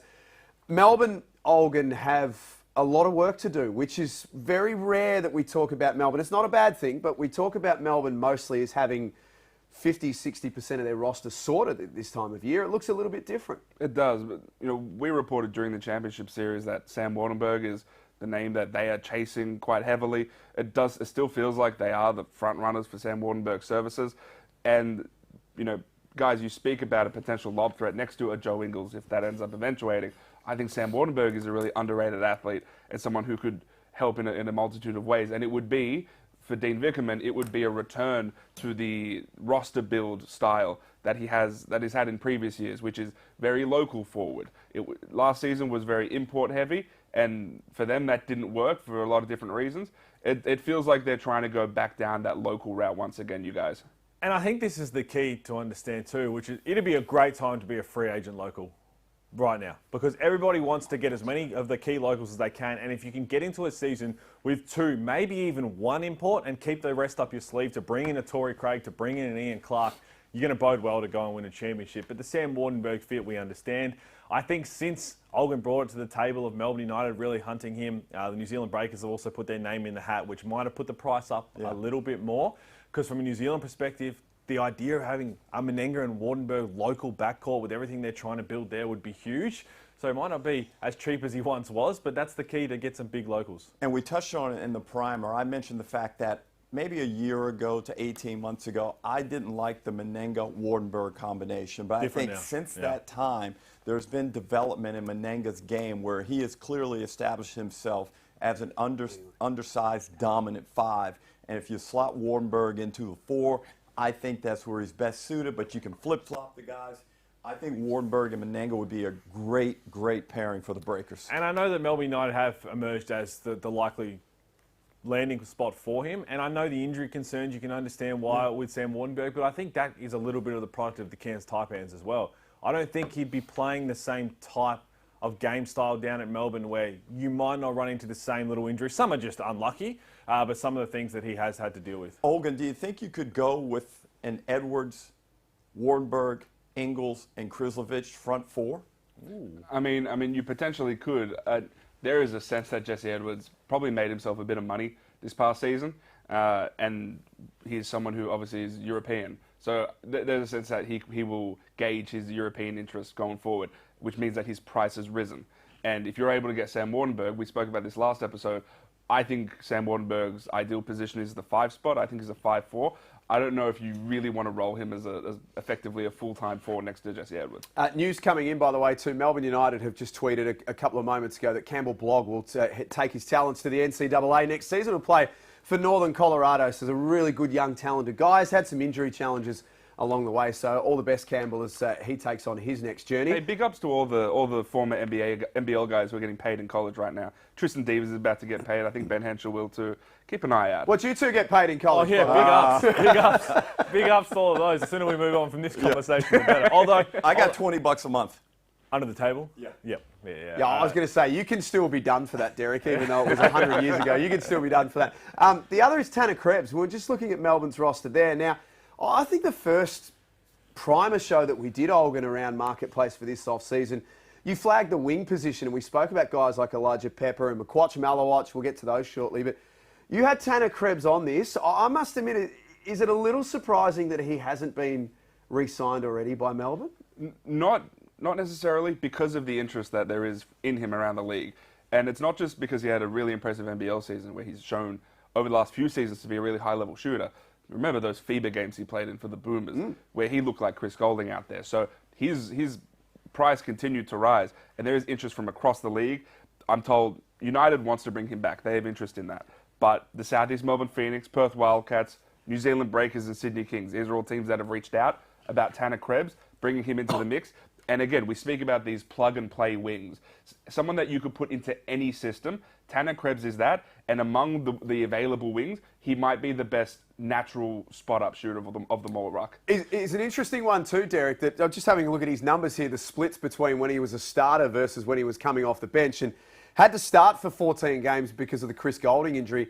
Numbers are very similar, so seemed quite comfortable in a starting role. I thought Tanner Krebs was hard done by in the Melbourne Illawarra Championship Series, where I thought he could have been utilized more. He's a good offensive player. He's got good size. Again, when you look at his contributions and what he's capable of doing on a consistent basis, I think he has shown enough. The other thing is, Pete, Melbourne United transplants, guys that go away from Melbourne United, they do pretty damn well because they're used to playing in big games. They're used to training under discipline. They understand what Dean Vickerman wants on a daily basis and what the standards are. So when they go elsewhere, they're ready to play high-level basketball. And a lot of them seem to be those wing guards, but you have to understand that for Melbourne United, it's been Chris Golding's team, for understandably so, and for one of the best players we've ever seen. And Shea Ili's been there as well. So you've got to kind of earn your stripes and understand that when it's your time, you can go in there and produce. To Flynn Cameron, everyone was saying a couple of seasons ago he deserves more opportunity. It just wasn't available with that team makeup. So Tanner Krebs figuring out now what he wants to do. But if you're Melbourne United, I think that's one that you really don't want to let slip, because he's just proven time and time again. And I think the hardest thing is that other teams can see that, and other teams will want that complementary piece. I say that with all due respect, and will pay a little bit more for him. So, Olgun has just dropped some news. You can follow his stuff right throughout the morning, of course, on all of Olgun's social media feeds. It involves the Brisbane Bullets. Yes, Sam McDaniel has agreed to a new 2-year deal to return to the Brisbane Bullets. Now, this is one that it was touch and go whether this would get done. There was a mutual option that was declined so they could renegotiate. But Sam McDaniel, who missed a big chunk of last season with various injuries, we know what he is as a defensive specialist, and the offensive game has continued to grow. And he's also a great culture guy. So there was a desire to bring him back into the mix. This is the first signing for Will Weaver as head coach of this team. So Sam McDaniel returns to the Brisbane Bullets, 2 more seasons. And again, as a rotational piece, he's an NBL champion. We've seen him have success. So I think this is a reasonable pickup for them. Olgun, is that a straight 2-year deal or any options in that? There's some stuff in this deal, but from what I understand, it's easier to treat it just like a straight 2-year deal. Well, no, the reason I bring that up, Derek, is we've gone away from getting a local for 1-year deal. We really have, unless you're the veterans who are a bit older in this league. But trying to give players that security of like, hey, you've got 2 years here to be able to lock your feet down, and we're going to build something special, and you're going to continue to evolve your game. And I will say that people talked, I think last week on Twitter, I was having a conversation with a couple of fans that if you have a mutual option, second-year deal, you have a 1-year deal. Because if you want to turn around and say, hey, I'm opting into the mutual, and the club says, I don't think we are, you are not going back. I'm totally on board with that. Do not give me a mutual option. There's only one option, player option. Yeah, that is the only one that exists in my eyes. But look, I love this for Sam McDaniel and the Brisbane Bullets, and we can often be really harsh in our analysis here. That's what's required to be good at this position. But sometimes the human emotions come into it. And Sam McDaniel is someone I have a lot of respect for. I'm friends with his dad, Wayne, who was an outstanding NBL player in his own right. So it's good to see a guy in Sam McDaniel who hasn't necessarily had the luck going his way and favor him over the past couple of seasons. He's an outstanding basketball player. We know what he's capable of. Hopefully now he has some good health, now that he has the security of this contract. Best wishes to him. Great signing by the Bullets. And again, when he's healthy, one of the best point of attack defenders. And I keep saying it, and we'll say it time and time again. You look at the recent history of champions, there is a defensive anchor there that is so key for their success. We saw it this year. They had multiple options to choose from. We saw it last year. Wani Swaka-Bullock, what a job that he did. The year before that, it was probably a bit unique with Tasmania, with Will Magnay. But then you're going down the likes of Justin Simon for Sydney, back to the Melbourne, Perth. Everyone has somebody, and it doesn't necessarily have to translate on the court, but having him every single day, setting a tone defensively, will be more the way But Pete, also, I think he started to really establish himself as a shot creator and someone who you can throw the ball to possessions at a time and say, go to work, create for us.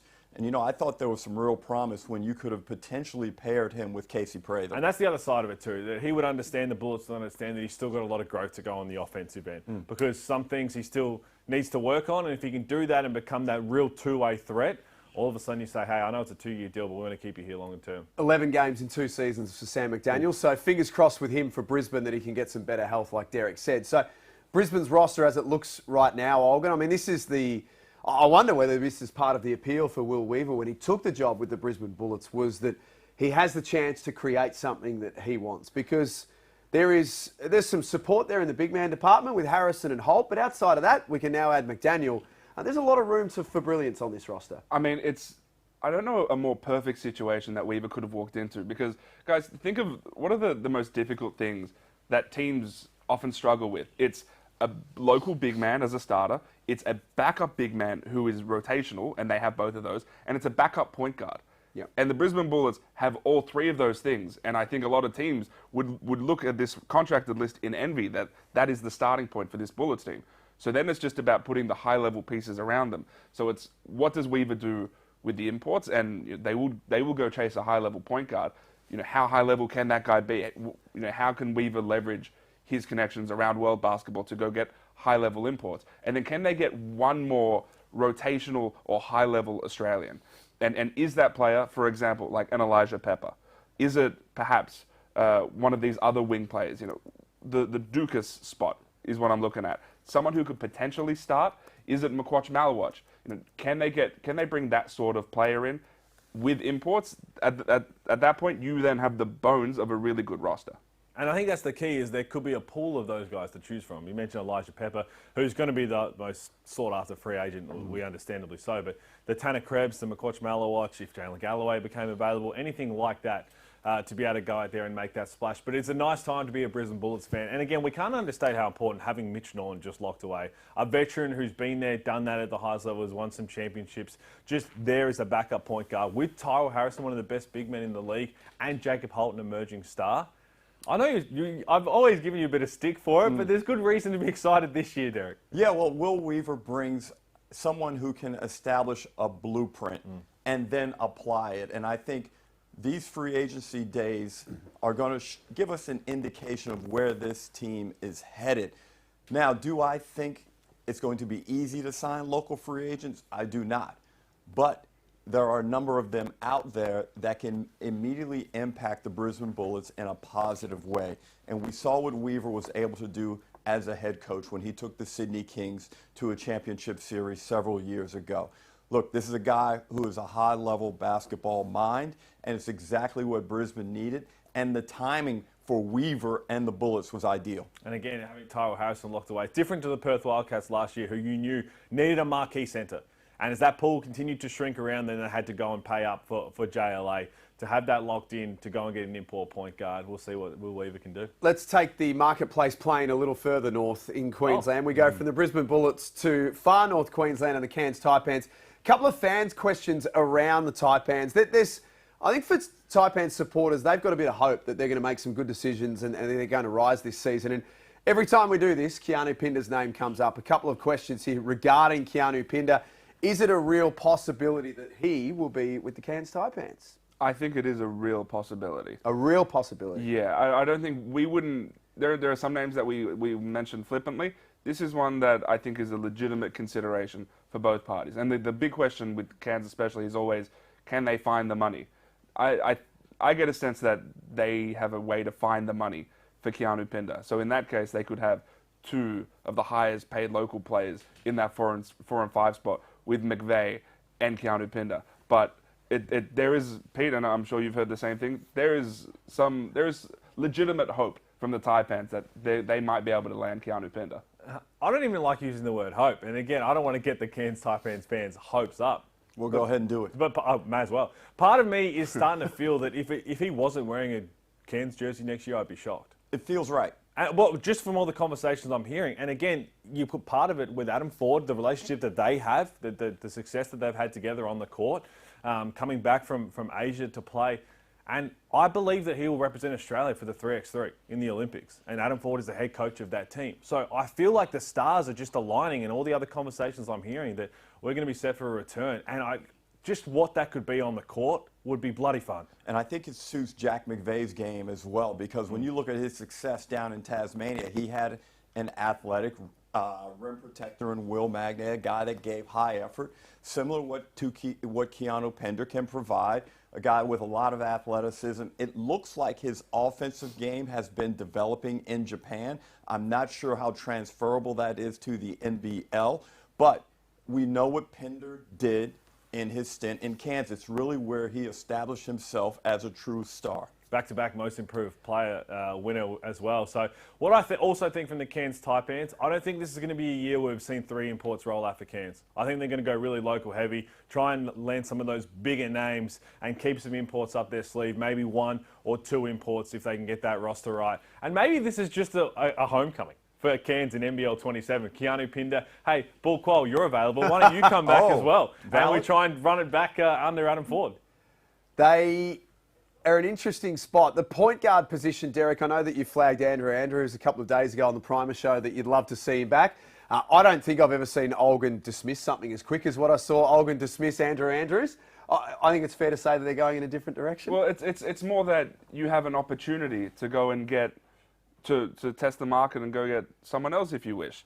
Like, you don't have to always recycle imports. As impressive as Andrews was toward the back end of the season. And you know what? If you get Jack McVeigh and Keanu Pinder, the idea of having someone who developed a really good floor game in the NBL around them, man, I don't hate the idea, but it's just the prospect of Adam Ford being able to go out and find someone else. You know, the Taipans are one of the teams that's keeping a really close eye on the Jalen Galloway situation. Yep. If he somehow becomes available, they want to swoop on that. But this Taipans team, it could be interesting. And Pete, and we've mentioned what Adam Ford has said a lot, which is trying to go that 2-import route and then adding that third one. If they're able to get Keanu Pinder, then they're able to do that because they have their 2 marquees. They can be competitive until the midpoint of the season. And then they could bring a third import in based on needs, based on injury, something like that. I mean, that was the biggest key last year. Yes, they made the splash. They went out there and said, we want to be treated like the big boys. We've got the money. We're paying $1 million for Jack McVeigh. We managed to lure him back. I know he was with the Houston Rockets. But when Sam Wardenberg went down as a key local, and Marcus Lee, who they signed, I thought would have been a really, really good complementary piece to what they wanted to do, 15, 20 minutes here or there. I think that would have really worked well for them. And then when he went down, Sam Wardenberg, you're really hamstrung of what you want to do because you can't go and upgrade Marcus Lee because you've got to pay out Marcus Lee. So there's just so many different things, lessons that they've learned. And again, it all comes down to money. But from all reports, what we're hearing from Olgun is they can go and find that. And also, I wouldn't be shocked. I don't even think this is on the rundown. I wouldn't be shocked if Marcus Lee stays in the league somewhere. Just some things I'm hearing. Well, he's serviceable in the right role, but I want to go back to the Andrews piece because I thought he showed enough talent to really be a consistently impactful player in the NBL.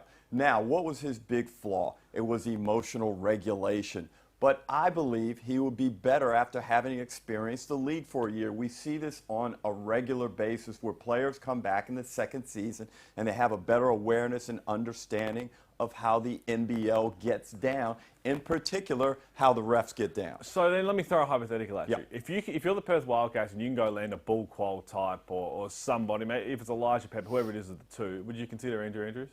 No, I would prefer Tyson Walker if I was Perth Wildcats over Andrew Andrews. Okay. We'll get back to that Marcus Lee point at some point as well. Now, fan questions are coming through thick and fast this morning. Click the link on our social media, Instagram, Facebook, and, of course, Twitter. X, whatever it's called these days. You can go along and you can check it out and you can leave your questions for us.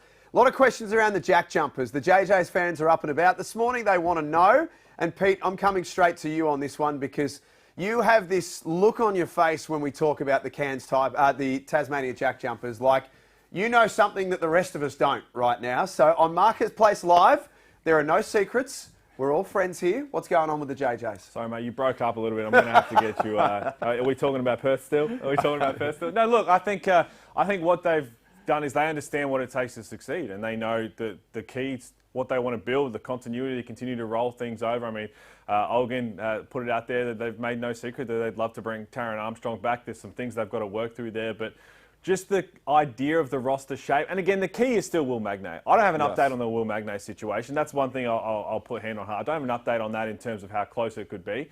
But if he could return to Tasmania, and they are going after trying to lock him in, that, alongside a potential Taron, some other key pieces still to come, with Josh Bannon, Majuk Deng, the continuity they have, the way they play under Scott Roth, they're right there. Injuries 2 years in a row, some key injuries, haven't been nice to them. But Tassie's always around the mark. They are, and you're right. Will Magnay is the key cog. When he is on the floor, Tasmania, they win far more than they lose. So if you add Taron Armstrong, well, that just really elevates their chances to have a deep playoff run in NBL 27. But remember, when Magnay was out there, he played with Jordan Crawford. He played with Tiger Campbell at the point guard position. And while those guys are really effective players, they're not to the level of Taron Armstrong. They don't have the size. They don't have the shooting. They don't have all the creativity at the point guard spot and the roster flexibility that Taron Armstrong provides. It is a really exciting time right now for Tasmania. Try to tell everybody. If they can secure Magnay. That is the piece. It is the piece, and that's kind of, there will be pivots if that doesn't happen, right? So that's something to keep a watch for as well. But the one that I love about Tasmania, and again, I'm excited for many reasons with Tassie, right? But Scott Roth, who's very transparent in the radio interview straight after the season of what they're trying to do, the conversations with Bryce Hamilton, and understanding that if Bryce Hamilton is returning, it's going to be a multi-year deal, which it would have to be considering he's coming off an ACL. But there's so many reasons why, and obvious reasons why you want to get that done and make sure that he returns to Tasmania. But one that you just don't want to see, that if he doesn't get signed right now, that another team could then go and offer him a 2-year thing and say, hey, we can hold the fort down until you're available and then we keep you. Or if he becomes a free agent and just waits, they can add him mid-season, which you don't want to do either. So for Bryce Hamilton and Tasmania, it seems like as much as the Tasmania Jack Jumpers need Bryce Hamilton, I think with everything that he's achieved so young in his pro career, I think part of it is that he needs the Jack Jumpers as well, and what a great fit it would be to return. You're right, and I thought the system that the Jack Jumpers provided for Bryce Hamilton was outstanding. And again, he's a young professional. Great human being too. Yeah, people really, I think, misjudged his age. And this was really his first real pro gig. And as I alluded to with Andrew Andrews, for different reasons, Bryce Hamilton will be a significantly better player the next time we hopefully see him in the NBL. I thought the MVP conversations were a bit overblown, but provided he comes back, it may not be his first season upon return, but that second season onwards, he should easily be one of the best players in the league. It's always a buyer's market, Olgun, when it comes to big men in this league, particularly for a guy like Will Magnay. Pete and Derek just spoke about his importance. What is the latest with Will? So it's interesting. There was always a sense that Will Magnay had a desire to return to Tasmania. But from what I understand, his people encouraged other teams around the NBL to put offers out for him so he can test the market. Those other teams get a sense that Magnay's desire is to remain in Tasmania and to re-sign. And it was about a week ago when I thought he was about to. Right now, it seems like it's between the Tasmania Jack Jumpers and the overseas market. Now, the overseas market can pay Magnay a lot more than the Jack Jumpers can. So he didn't love the overseas market last time, though, did he? He didn't. Well, he got injured the last time he played out there in Turkey in the off-season. But he knows that, again, he's coming off another injury. There's a desire to maximize the remainder of his career financially and otherwise. And that's probably overseas, potentially Asia, potentially Europe. So that's something that is in consideration for him, as well as the Jack Jumpers. If he's in the NBL, my expectation will be that he would be with Tasmania. But the Jack Jumpers do need to beat out those overseas overtures. And pretty soon, I'd imagine, as well? I imagine this happens relatively soon, yes. Keep your eyes on that one as well. Let's get to some news that's just landed across your desk in the last minute or two. And we go to the West. It's early in the morning, but the Perth Wildcats have got something they can be excited about. Yeah, so this is something that Lockie Reed over at Channel 10 Perth flagged yesterday. But Jesse Wagstaff returning to the Perth Wildcats on a 1-year deal for his 18th season with the franchise, which is incredible. Wagstaff still showed that he was an important piece for that team in their rotation. There were times where you felt like the Wildcats were out of games, and then Wagstaff would enter, he would take a charge, he'd get an O-board put back, he'd get a dunk, he would do all those things. So Wagstaff returning to the Perth Wildcats, season number 18, you guys. I mean, give him credit too, for the sake of how impactful he was still on the court.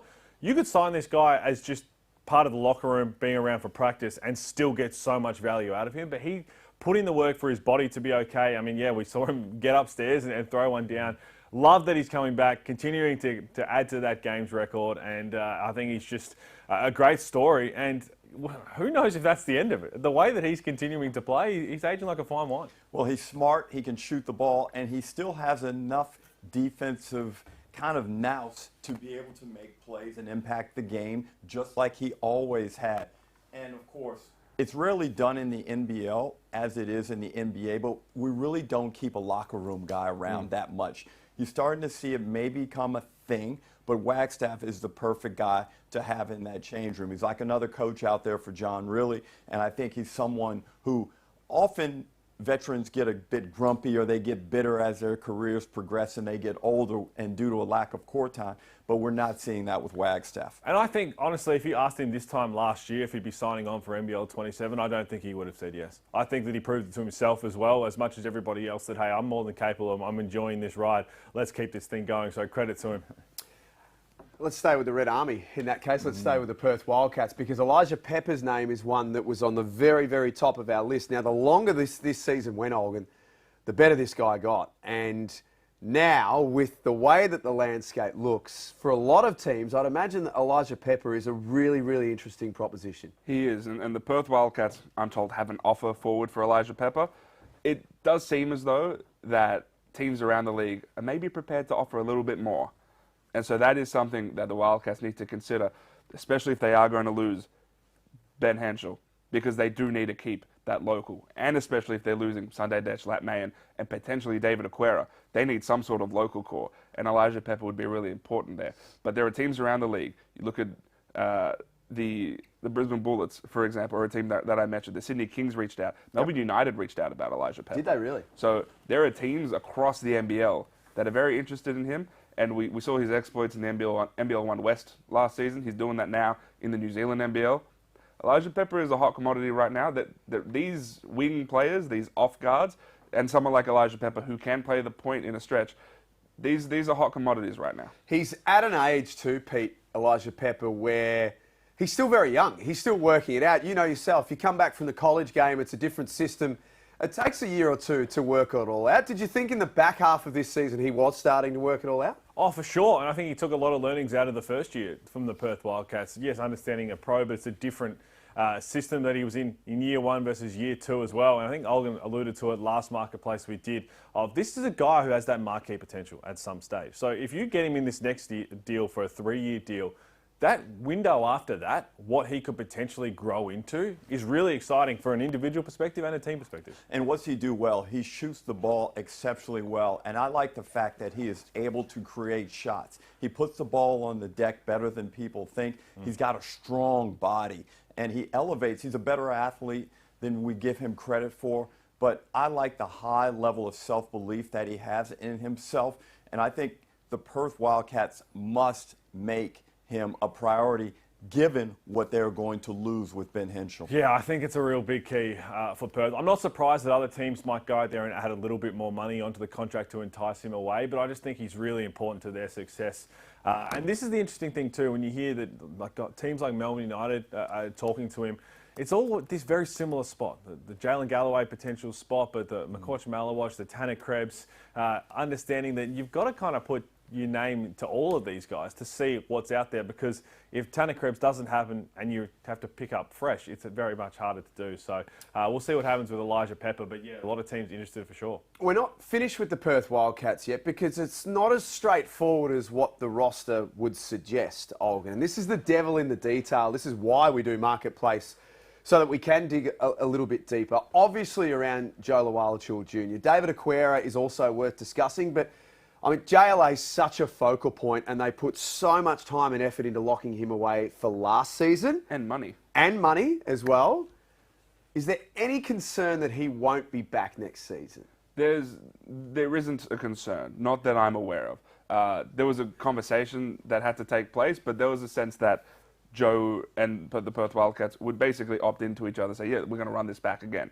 He, of course, is contracted. There are always little details in contracts that can allow guys to leave, which is why we're always talking about these contracted lists are not set in stone, but it does feel like he's back. So they're running it back with that core of JLA, Doolittle, Windler.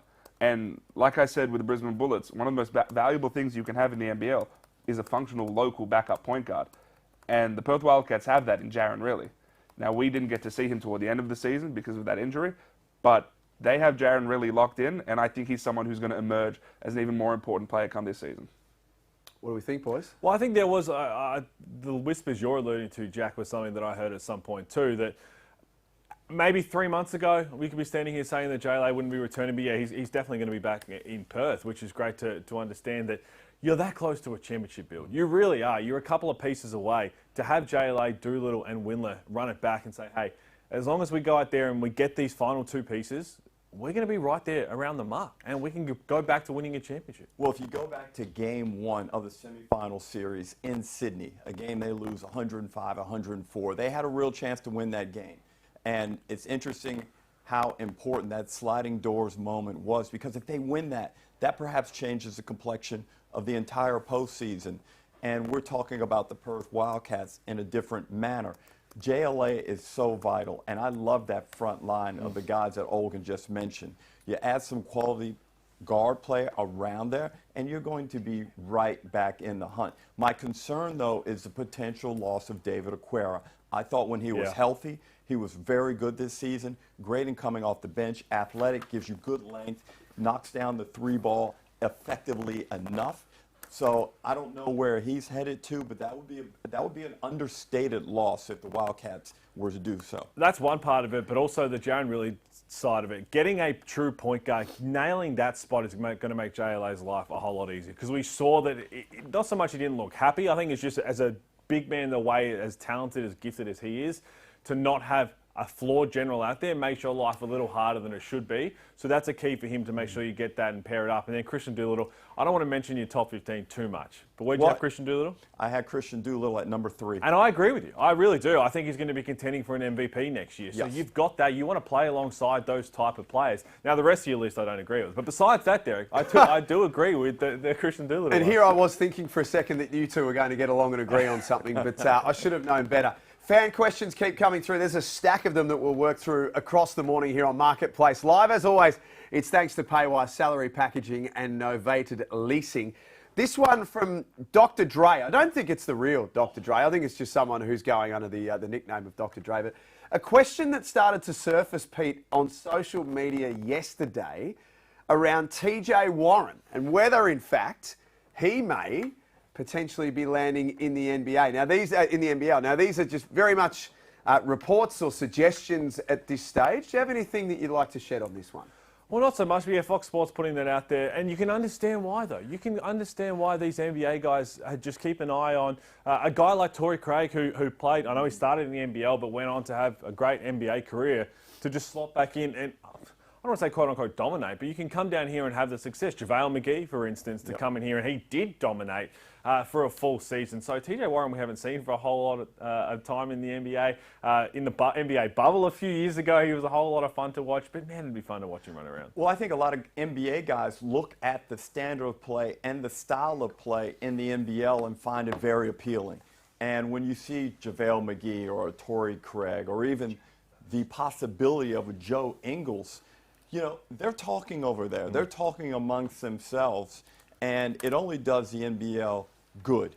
And if you could get a guy like TJ Warren, this is a guy who is a legitimate NBA player, again, it just adds to it. And again, another guy, Ian Clark. Yeah, and he's been great for the NBL. I think we're going to see more of those NBA fringe guys who are either on the back end of their career or fringe guys now who want to come down and play. I don't think we've seen the first or last of it because of the success we've started to have with all of that. We mentioned Isaiah Thomas the last couple of years because those conversations happened. Those conversations did happen with teams and the interest from both parties who just didn't get to pen to paper.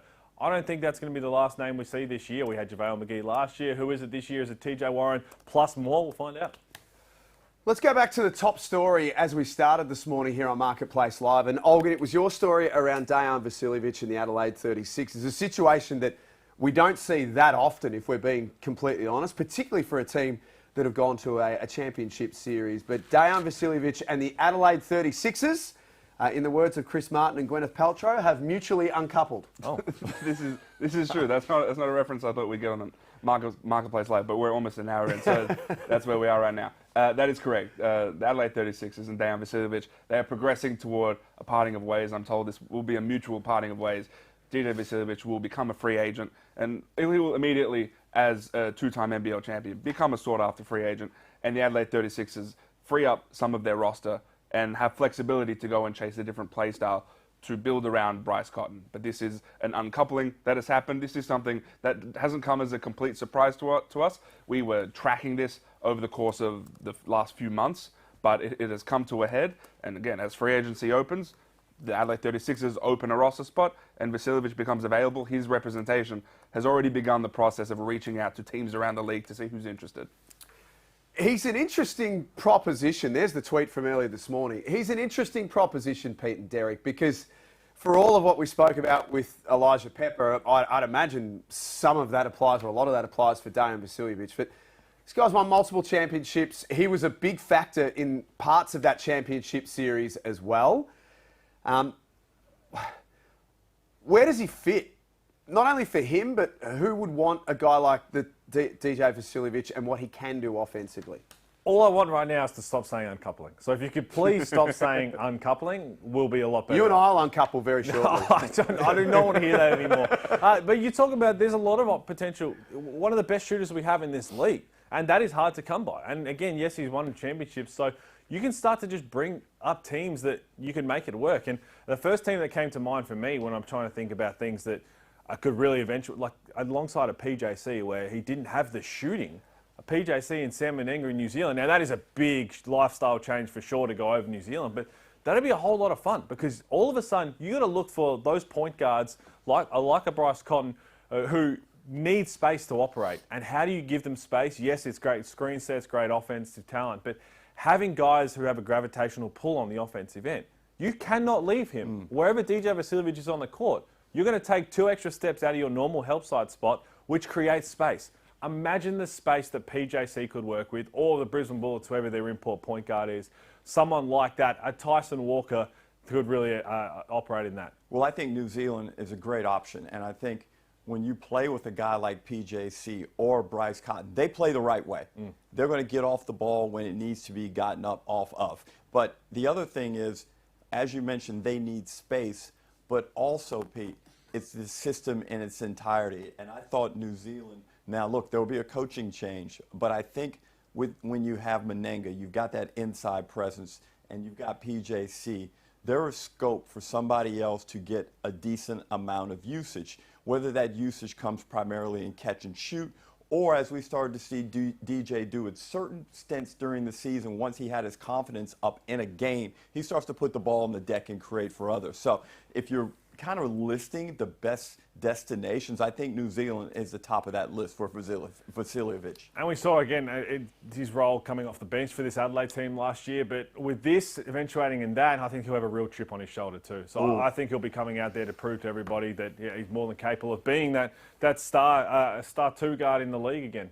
Let's talk some coaching from that respect. A question's come through from Ryan, who's sort of just covered all of the coaching questions off in one fell swoop. You can leave us your questions as well via all of our social media channels, and we'll get to them very, very soon here on Marketplace Live. But Olgun, this is probably a good one for you to just punch through a few of these questions regarding coaching that Ryan's got right now. First and foremost, John Riley and Mark Arena should seek Daryl McDonald and Greg Vanderjack as assistant coaches for next season. What do we think that those two will do?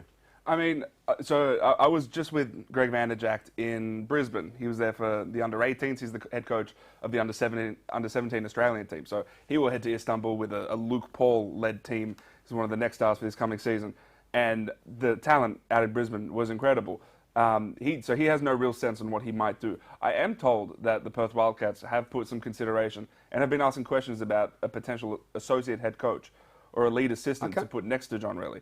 His coaching staff, while talented, is quite young. So the prospect of putting someone who's slightly more seasoned next to him is something that has been broached by that franchise. Darren McDonald is a name and a brain, Pete and Derek, that somewhere in this league, not just because of his playing exploits, but because of the way that he thinks about the game, and he delivers some pretty tough love, it's got to be said, but he's got to be someone that is being looked at for next season in a lead assistant coach role, doesn't he? Oh, 100%. I think there's no doubt about that. You want to make sure you lock him away. But I do think in the right situation, he's a head coach in the NBL. I just think you picked up the scraps from the Brisbane Bullets and tried to make gold out of dust. It just wasn't possible. So I think that's further down the track. But right now, he is more than capable of giving you so much in a associate head coaching role, assistant coach. And both of those guys deserve a lot of credit for putting up with everything that they did when they were in Brisbane.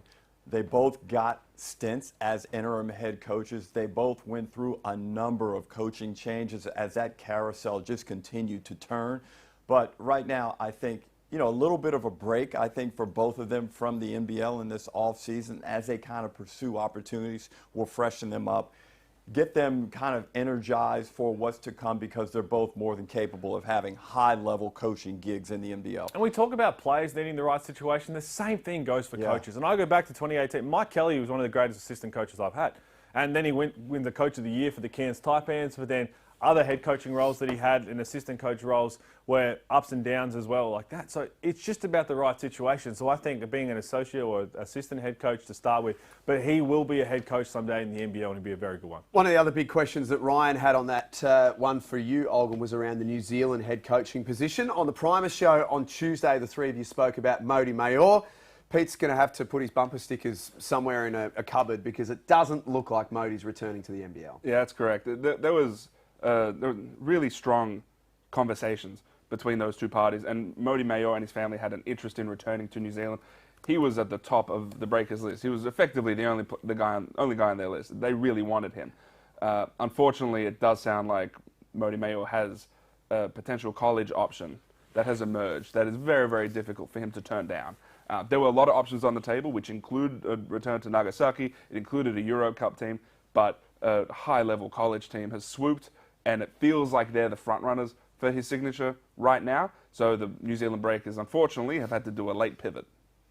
Is that less than ideal, Pete? You understand the market and the landscape when it comes for coaches. They had put all of their eggs basically in the Mody Maor basket. Is it a little bit concerning now for the Breakers, or are they okay? Oh, I mean, for sure it would be, because I think, what was it, a couple of weeks ago, we sat here and we thought that it was going to happen. I mean, I spoke to Mody Maor and it looked like he was going to go down that path, and then when other opportunities arise, you just can't turn them down for the sake of your own personal career and your personal path. So, yeah, they'll be able to change course now for sure. They'll go out there and make a big splash, but I would have loved to see the reunion, and I know there's certain players that would have loved that as well, but it's not the be-all, end-all. It definitely stings, and I think part of it is admitting that it stings, not just being like, it's okay, we'll pivot, because I thought that it was a foregone conclusion before the college thing popped up. Well, now if you look at their roster and their key pieces, you've got to go out and find a coach that is going to have a nice defensive emphasis, but yet with the framework on the offensive end that best utilizes PJC and Mananga.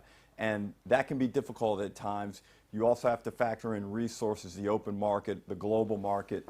Which way did New Zealand go? Is there a local Kiwi coach that can step in there? Well, the one we've always spoke about, and I know Joe Flavel's gone now, is Paul Inari. I don't think it's going to be Paul Inari this year, but maybe now, after everything happened with Mody, you kind of pick up the conversation with him and say, what would it take? What would it take to bring him back? I think he is an absolutely fantastic coach, and I'd love to see him back in the NBL someday. I wouldn't be against if they chose someone who's had success in the NBL or someone who's been around connected to the NBL, rather than getting someone who hasn't been in there and understand how it's done. But again, that's why we're over here. And not you know what would be interesting, and I don't think this is a possibility at all, but I would love to see Andre Lamanis go back there.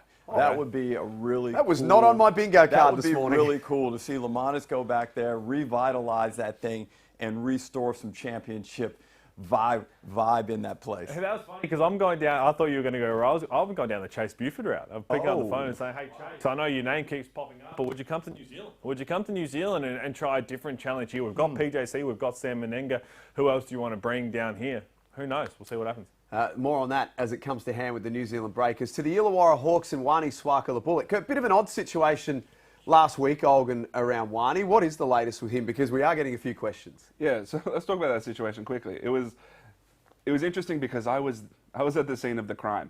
There was a deadline for options to be submitted. It was 12 p.m. on that day. I think it was what day was Friday. that? Was it Friday? Yep. 12 p.m. on a Friday. Friday doesn't sound right, because today's Friday. Last Friday. Was it last Friday? Yeah. I've lost track of days. So the option, Anyway, Monday. Was it Monday? Monday, sorry, yeah. It was Monday. You've lost track of days. Oh, anyway, So the option, so the deadline to pick up your options was on Monday. The free agent list was going to drop on Tuesday morning at 9 a.m. Now, so every team got their options submitted on that Monday, except for the Illawarra Hawks, who they didn't submit it at 12 p.m. They submitted it around 12:30, 12:45, which is technically after that deadline. The reason was Matt Campbell was out in Brisbane with me, and he was watching his daughter play for New South Country in a game. It was a 10 a.m. game, would have finished around 12, so he wasn't able to put the submission in time. What the NBL determined was that the actual deadline was the release of the free agent list, which is the 9 a.m. the following day. So technically, there is that grace period to submit an option. They, of course, were going to pick up that team option on Wani Swaka-Labulik. And there is good faith negotiations still happening between those two sides. There are contract extension talks happening as we speak. Now, I think a deal eventually does get done. It hasn't gotten done yet. Wani is contracted for this coming season, but there are talks on potential extension. And again, he is a starter-level wing in this league. So it does make sense for this Illawarra Hawks team to pay up to keep him. What else do Illawarra need, Pete and Derek? Their roster situation that we spoke about a little earlier is a good one. They're in a good position with some depth. But what is important to take this team back to being a potential championship contender again? Well, we spoke about it a little off the top, but just on Wani really quickly, I would have liked to see a mutual declining of this option to extend for this year. to have him locked in and paid a pay raise for this year, because you go back to that championship series against Melbourne United, he was so important. He is still so young, and I don't think we've got anywhere near seeing his best basketball as one of the two-way threats on the court.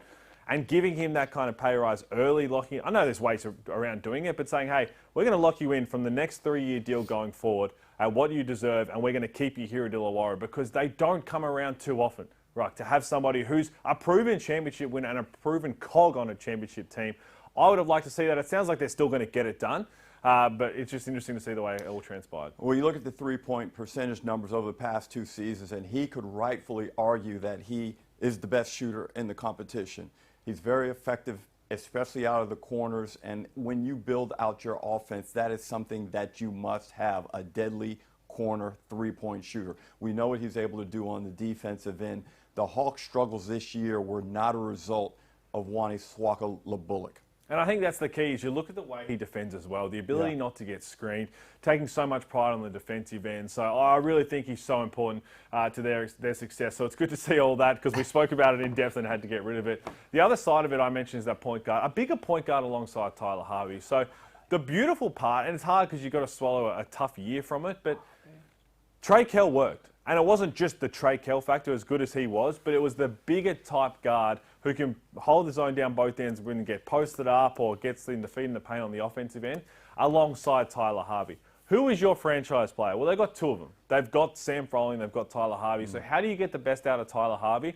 It's that bigger type point guard. And I mentioned it off the top. Will McDowell-White's one that I'd love to see. I would love to see a Will McDowell-White type if you go down the local point guard route alongside Tyler Harvey. Or I know that Olgun's mentioned it as well, with a Mitch Creek type power forward as well. And I agree with you in terms of the size of that guard that you pair with Tyler Harvey, because often Harvey does play the point guard position, and he does a good job of it in the proper amount of doses. But if you have a smaller guard and then you have to shift him to the 2 while Harvey plays the point, sometimes that guy can get lost in the shuffle. So I agree with you. A bigger point, a guy that can play 1, 2, and some 3 would do the Hawks a lot of good.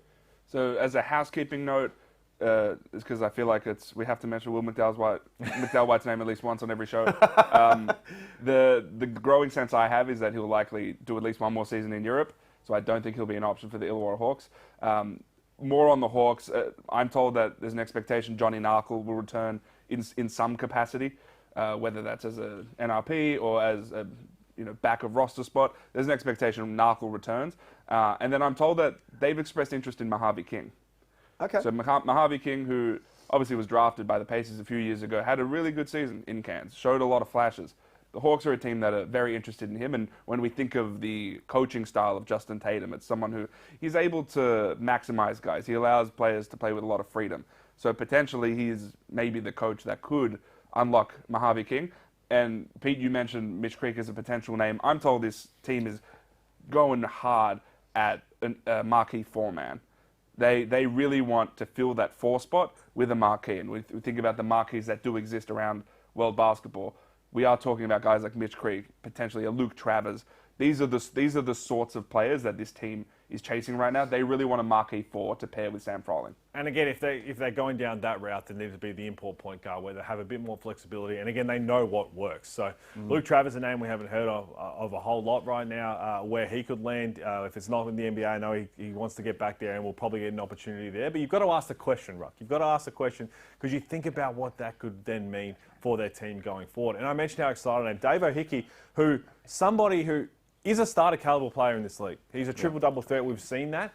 But if he ends up just being your 6th man and you throw him into the starters if you need to in certain matchups, he's going to finish the game, even if he doesn't start it, play 30-odd minutes, fill up the box score. He is just so important to their success. They've got that nucleus that was still there to win a championship. Would you be willing to take the risk and go with Dave O'Hickey as your starter from day one?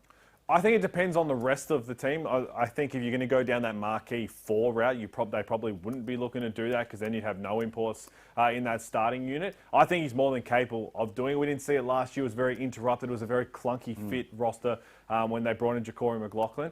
But I also mentioned way back that I am excited because they've got that. They've got Todd Blanchfield, Mason. They've got the trust guys. They've got Tyler Harvey, who'll be Australian eventually. Sam Froling, once he gets back from a year under his belt. So it is exciting times. becomes that marquee power forward, which probably helps them, Olgun. If I'm right in thinking, looking around outside of Melbourne United, not many other teams would be looking for a marquee power forward. The Brisbane Bullets would have interest in a marquee power forward. From off the top of my head, that feels like the only team that might do that, unless the Phoenix are not able to get anything done with John Brown II, or John Brown III rather, and maybe they find a marquee power forward, but it feels like they'll go import in that spot. Feels like Brisbane and Melbourne United. Phoenix are worth talking about, Olgun, while we're there with them. John Brown III we'll get to in a moment. Josh King, though, we've been discussing for a number of weeks now that it looks like Josh King will look to extend long term. It's basically been love at first sight for Josh King and the South East Melbourne Phoenix. The fans love him, the players love him. He's now got a proven record of taking his team to the Final Four. Are we going to see his signature soon? I expect that we are, because the most important person that you need to love you in this relationship is the owner. And the ownership of the Phoenix really like Josh King. And there is a good relationship there.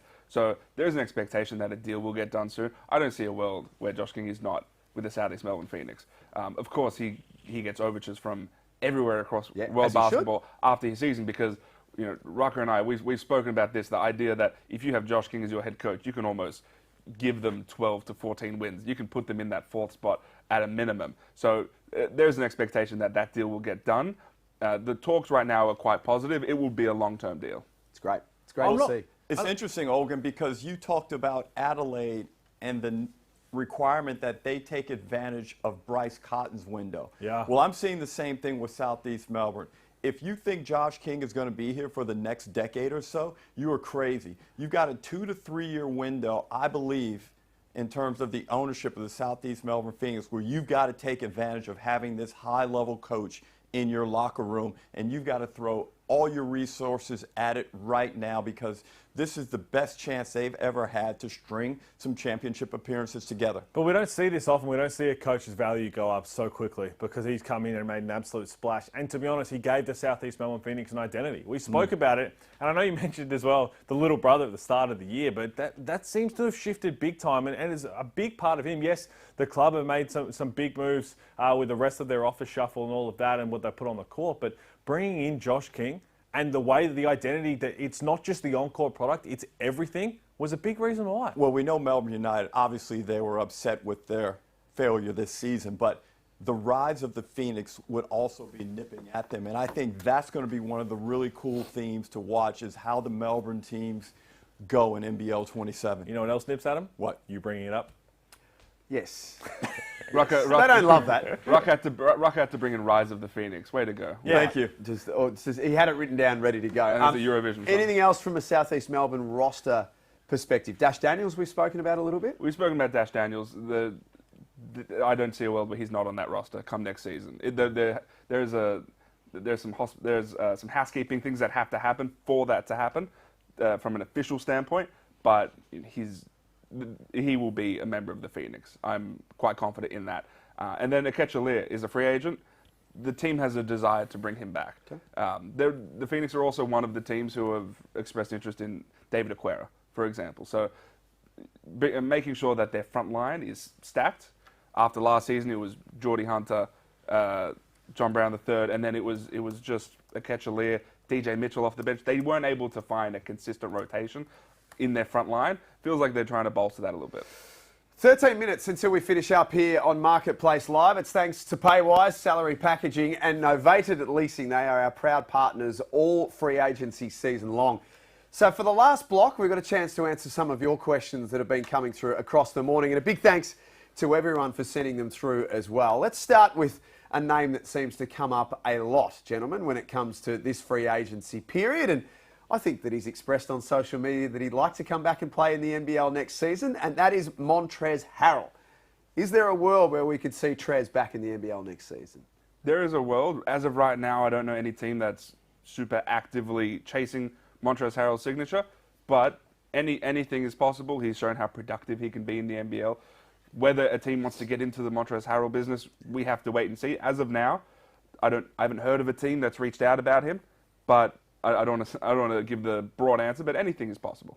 Well, I think anything's especially possible when we starting to look at these teams take shape and what their plans are. There could be a whole lot of 2 import teams out there this year. Now, that has been the blueprint. Again, that has been the blueprint for success of getting 2 imports, loading up with some marquee or high-level Australians, and then adding an import when you have to. That could be the best avenue that we see then, is that Montrezl Harrell, who would be open to returning of, hey, we need somebody to give us a bit more in that big man department come November and December.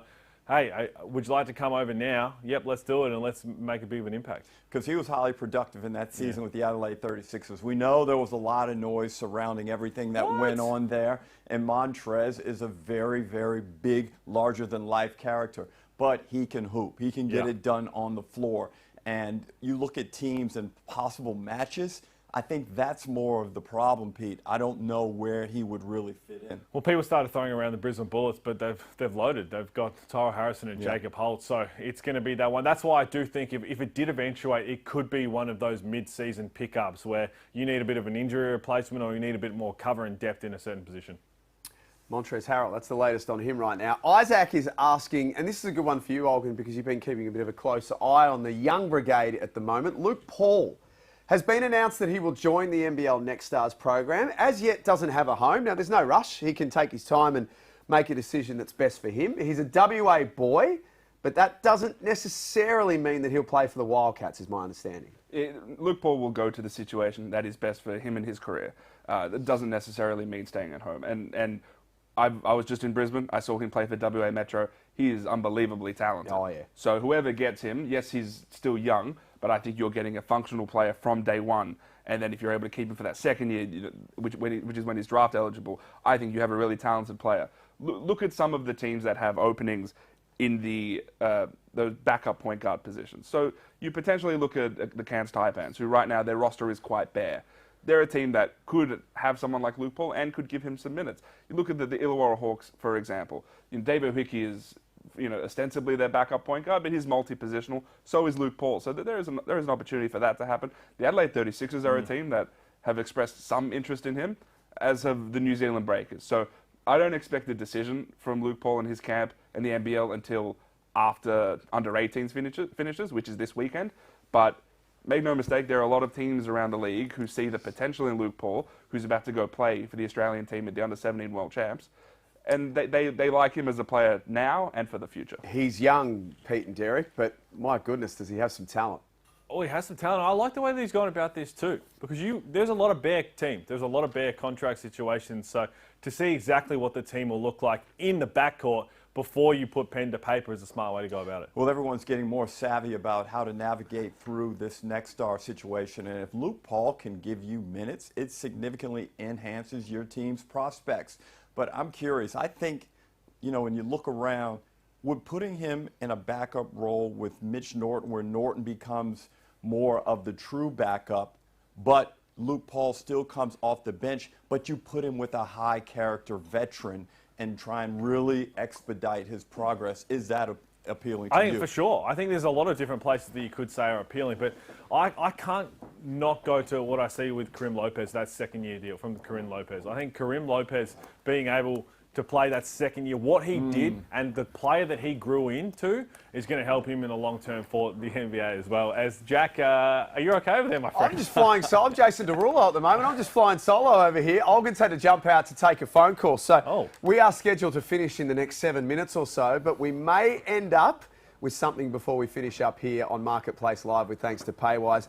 This question is an interesting one. I mean, we talk so much about the Perth Wildcats, and we were joking about it earlier that the Wildcats fans the Red Army were up at 5:30 in the morning to talk about what's going on with their roster at the moment. But Pete and Derek, the Tyson Walker name, as soon as I heard it the first time, it was one of those ones where you just nod your head and you go, yeah, this makes sense. If Perth can land Tyson Walker, it would be a great fit. Do we have any sort of further update on whether that's progressed? Well, I'm not on that side of it, but I can just tell from the fit perspective, I love it, Pete. I think this is exactly the type of point guard that John really is after. Someone who is really disciplined, can perform on the defensive end, can take charge on the offensive end. And I think, unlike we probably saw consistently with Melbourne United, I think Walker will be given the keys to the vehicle and allowed to go and explore. Yeah, the only other update, the Phoenix are really hungry. The Phoenix are really hungry on Tyson Walker. You can understand why. But from a Perth perspective, to have somebody who has already been in the league in that point guard role, because they had a swing and a miss with Mason Jones, and they brought in David Duke Jr., who I think was very serviceable, but to have somebody who's already proven to be able to give them headaches in particular as well, I think is a key, as a two-way threat as well. That's why if I am the Perth Wildcats, not only what they're building is exciting, but the fact that they're building it on both ends of the floor. They're getting these versatile guys who can put up big numbers in any given night offensively, and they can also be a very strong defensive unit. Walker, Windler, Doolittle, that is a scary proposition. And if you slot in a Bul Kuol as well, all of a sudden on both ends of the floor, you are dangerous. Well, this is where John really deserves a lot of credit, because in his first 2 seasons, they were poor on the defensive end. Last year, they made a leap. I think they wound up finishing in the top 4 in defensive rating. So I think he understands, and he's recruited and built that team to be better on the defensive end. Just one word on David Duke Jr. I don't mind the fit with him down at Illawarra. I thought that too when we were talking about the Illawarra Hawks, of a bit more size and somebody who's also been in the league and proven. And again, those guys who aren't the Tyson Walkers to come in and play the all NBL type level, they normally come a little bit later in the piece of understanding, okay, let's have a look at the market out there. Let's try and go and get the Trey Kell type, or even, hey, Trey Kell, you're playing very well, you're earning a lot of money. Is there any chance you could do it? And if that doesn't eventuate, then what ends up turning around to come back? Nice. Well, I wasn't going to throw it back to you. No, I was just watching Olgun walk in back into shot just as we speak. His phone's ringing. In fact, he's just gone again. So something must be really jumping off, Jack. Yeah, and this is not his Uber Eats order. This is something that's genuinely going on. This question here to both of you: which marquee Australians currently in overseas leagues outside of the NBA could we potentially see back in the NBL this season or in coming seasons? Oh, I mean, it's the tough one that we always mention, Will McDowell. I've spoke to Will. That's why I always bring it up. He's interested in coming back to the NBL at some point. It's just got to be the right situation. And again, I think he's very happy overseas. If that situation, and perhaps from a Will McDowell perspective, it's like, you know what, I've got 2 teams that I want to play for. Yeah. And when those 2 teams come to me with the right deal, I'll entertain it. He's always open to it. He picks up the phone every single time in the off-season, but nothing yet. We know what everybody wants to see. They want to see Patty Mills come to the NBL. I don't know if that's... Patty and Joe in the same year? Wouldn't it be a blockbuster? But I don't know if that's a real probability. Obviously, he's over right now playing in Spain, and it would be tremendous if he were able to come over here and play. But, you know, Jack White, the list is, there's a number of players out there. You had the conversation with them all, which is why Mitch Creek, who we thought would not come back to the NBL, you're having that conversation, because it becomes a little bit more enticing when it's not the same teams we expected from Mitch Creek, right? It's not the same, it's Adelaide again, they're going to chat to him. It's the Illawarra Hawks, it's the Brisbane Bullets under Will Weaver, who you have a relationship with from the Long Island Nets. These are different situations than they were posed to them in months gone by. We were just about to press the button on full time here on Marketplace Live, just as well that we haven't, because our man has reappeared back in the studio here at the desk. Olgun, you have some news to share with us, some quite significant marketplace news. Yes, so I'm told Bul Kuol is in advanced talks on a new 2-year deal with the Adelaide 36ers. As I reported earlier in the show, it was the Sydney Kings, 36ers, and the Perth Wildcats who were vying for his signature. Bryce Cotton played a role. Bryce Cotton has played a role in all of the 36ers off-season moves thus far, and he will for the foreseeable future. But he really wanted someone like Bul Kuol, and we spoke about it, someone who can take off some of the defensive load from Bryce Cotton, a really good shooter. Obviously has to recover from that ACL injury, but they get one of the elite 3-and-D wings that's on the market. Honestly, you know what that is? That is Superman bringing Lex Luthor as part of the family.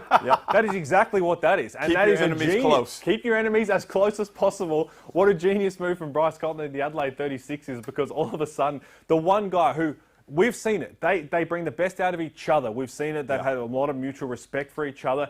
And now for Bryce Cotton's sake, and I don't think he'd ever admit it, but you don't have to worry about that for a couple of years.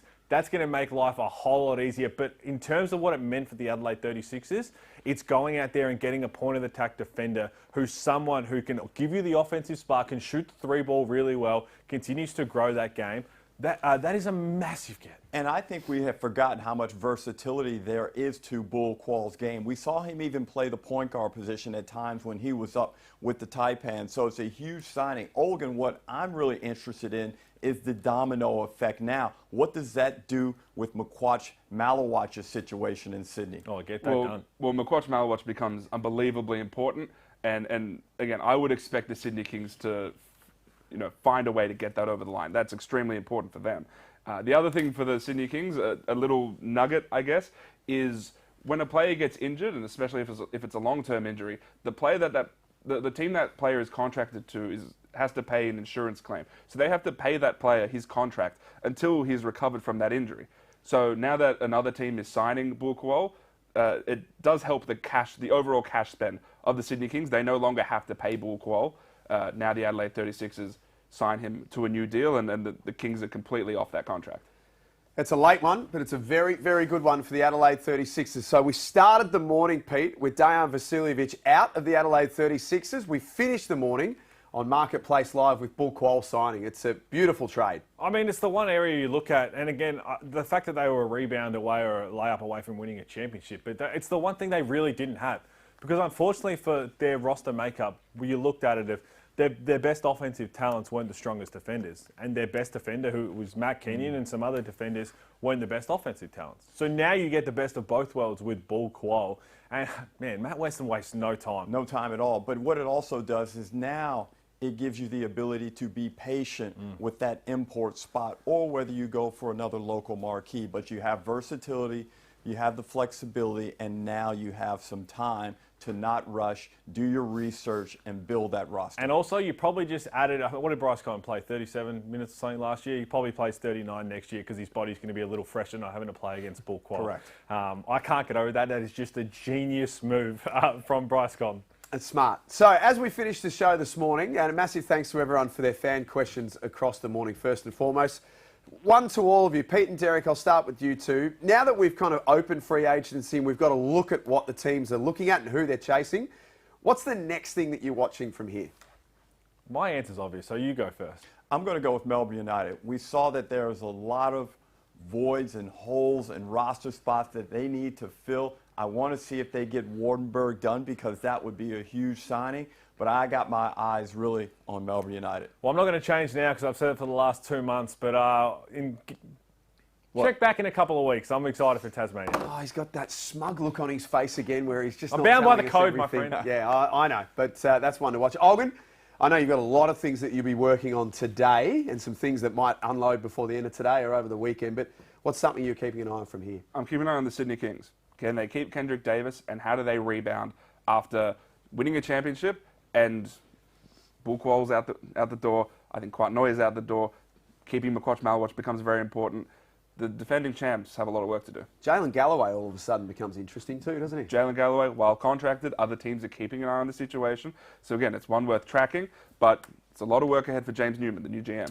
It has been a lot of fun this morning here on Marketplace Live. This is how we start free agency each and every year. So a massive thanks to all of you for joining us across the morning. Some of you very early in the west, some of you on your way to work or on your way to looking after the kids during school holidays, whatever it may be. A massive thanks to all of you for joining us this morning. Of course, it's not possible without our great partners at Paywise, who support this show and support free agency here in the NBL. So we appreciate their love and support. To all of our team here who have made it happen, not an easy thing to do to get a live show up and running. So to Tony, to Hannah, to Dave, to Ro, to Ev, to the Garden of Eden, and to all of our teams behind the scenes as well who make the magic happen. Thank you so much for being with us. Needless to say that everything that we've spoken about this morning is up now on nbl.com.au. All the latest news, all the latest information will be there across the day and across the weekend. And Marketplace is your home of free agency news. We are away for NBL 27. The next couple of weeks are going to be very, very interesting. Thanks for joining us on Marketplace Live. Thanks to Paywise.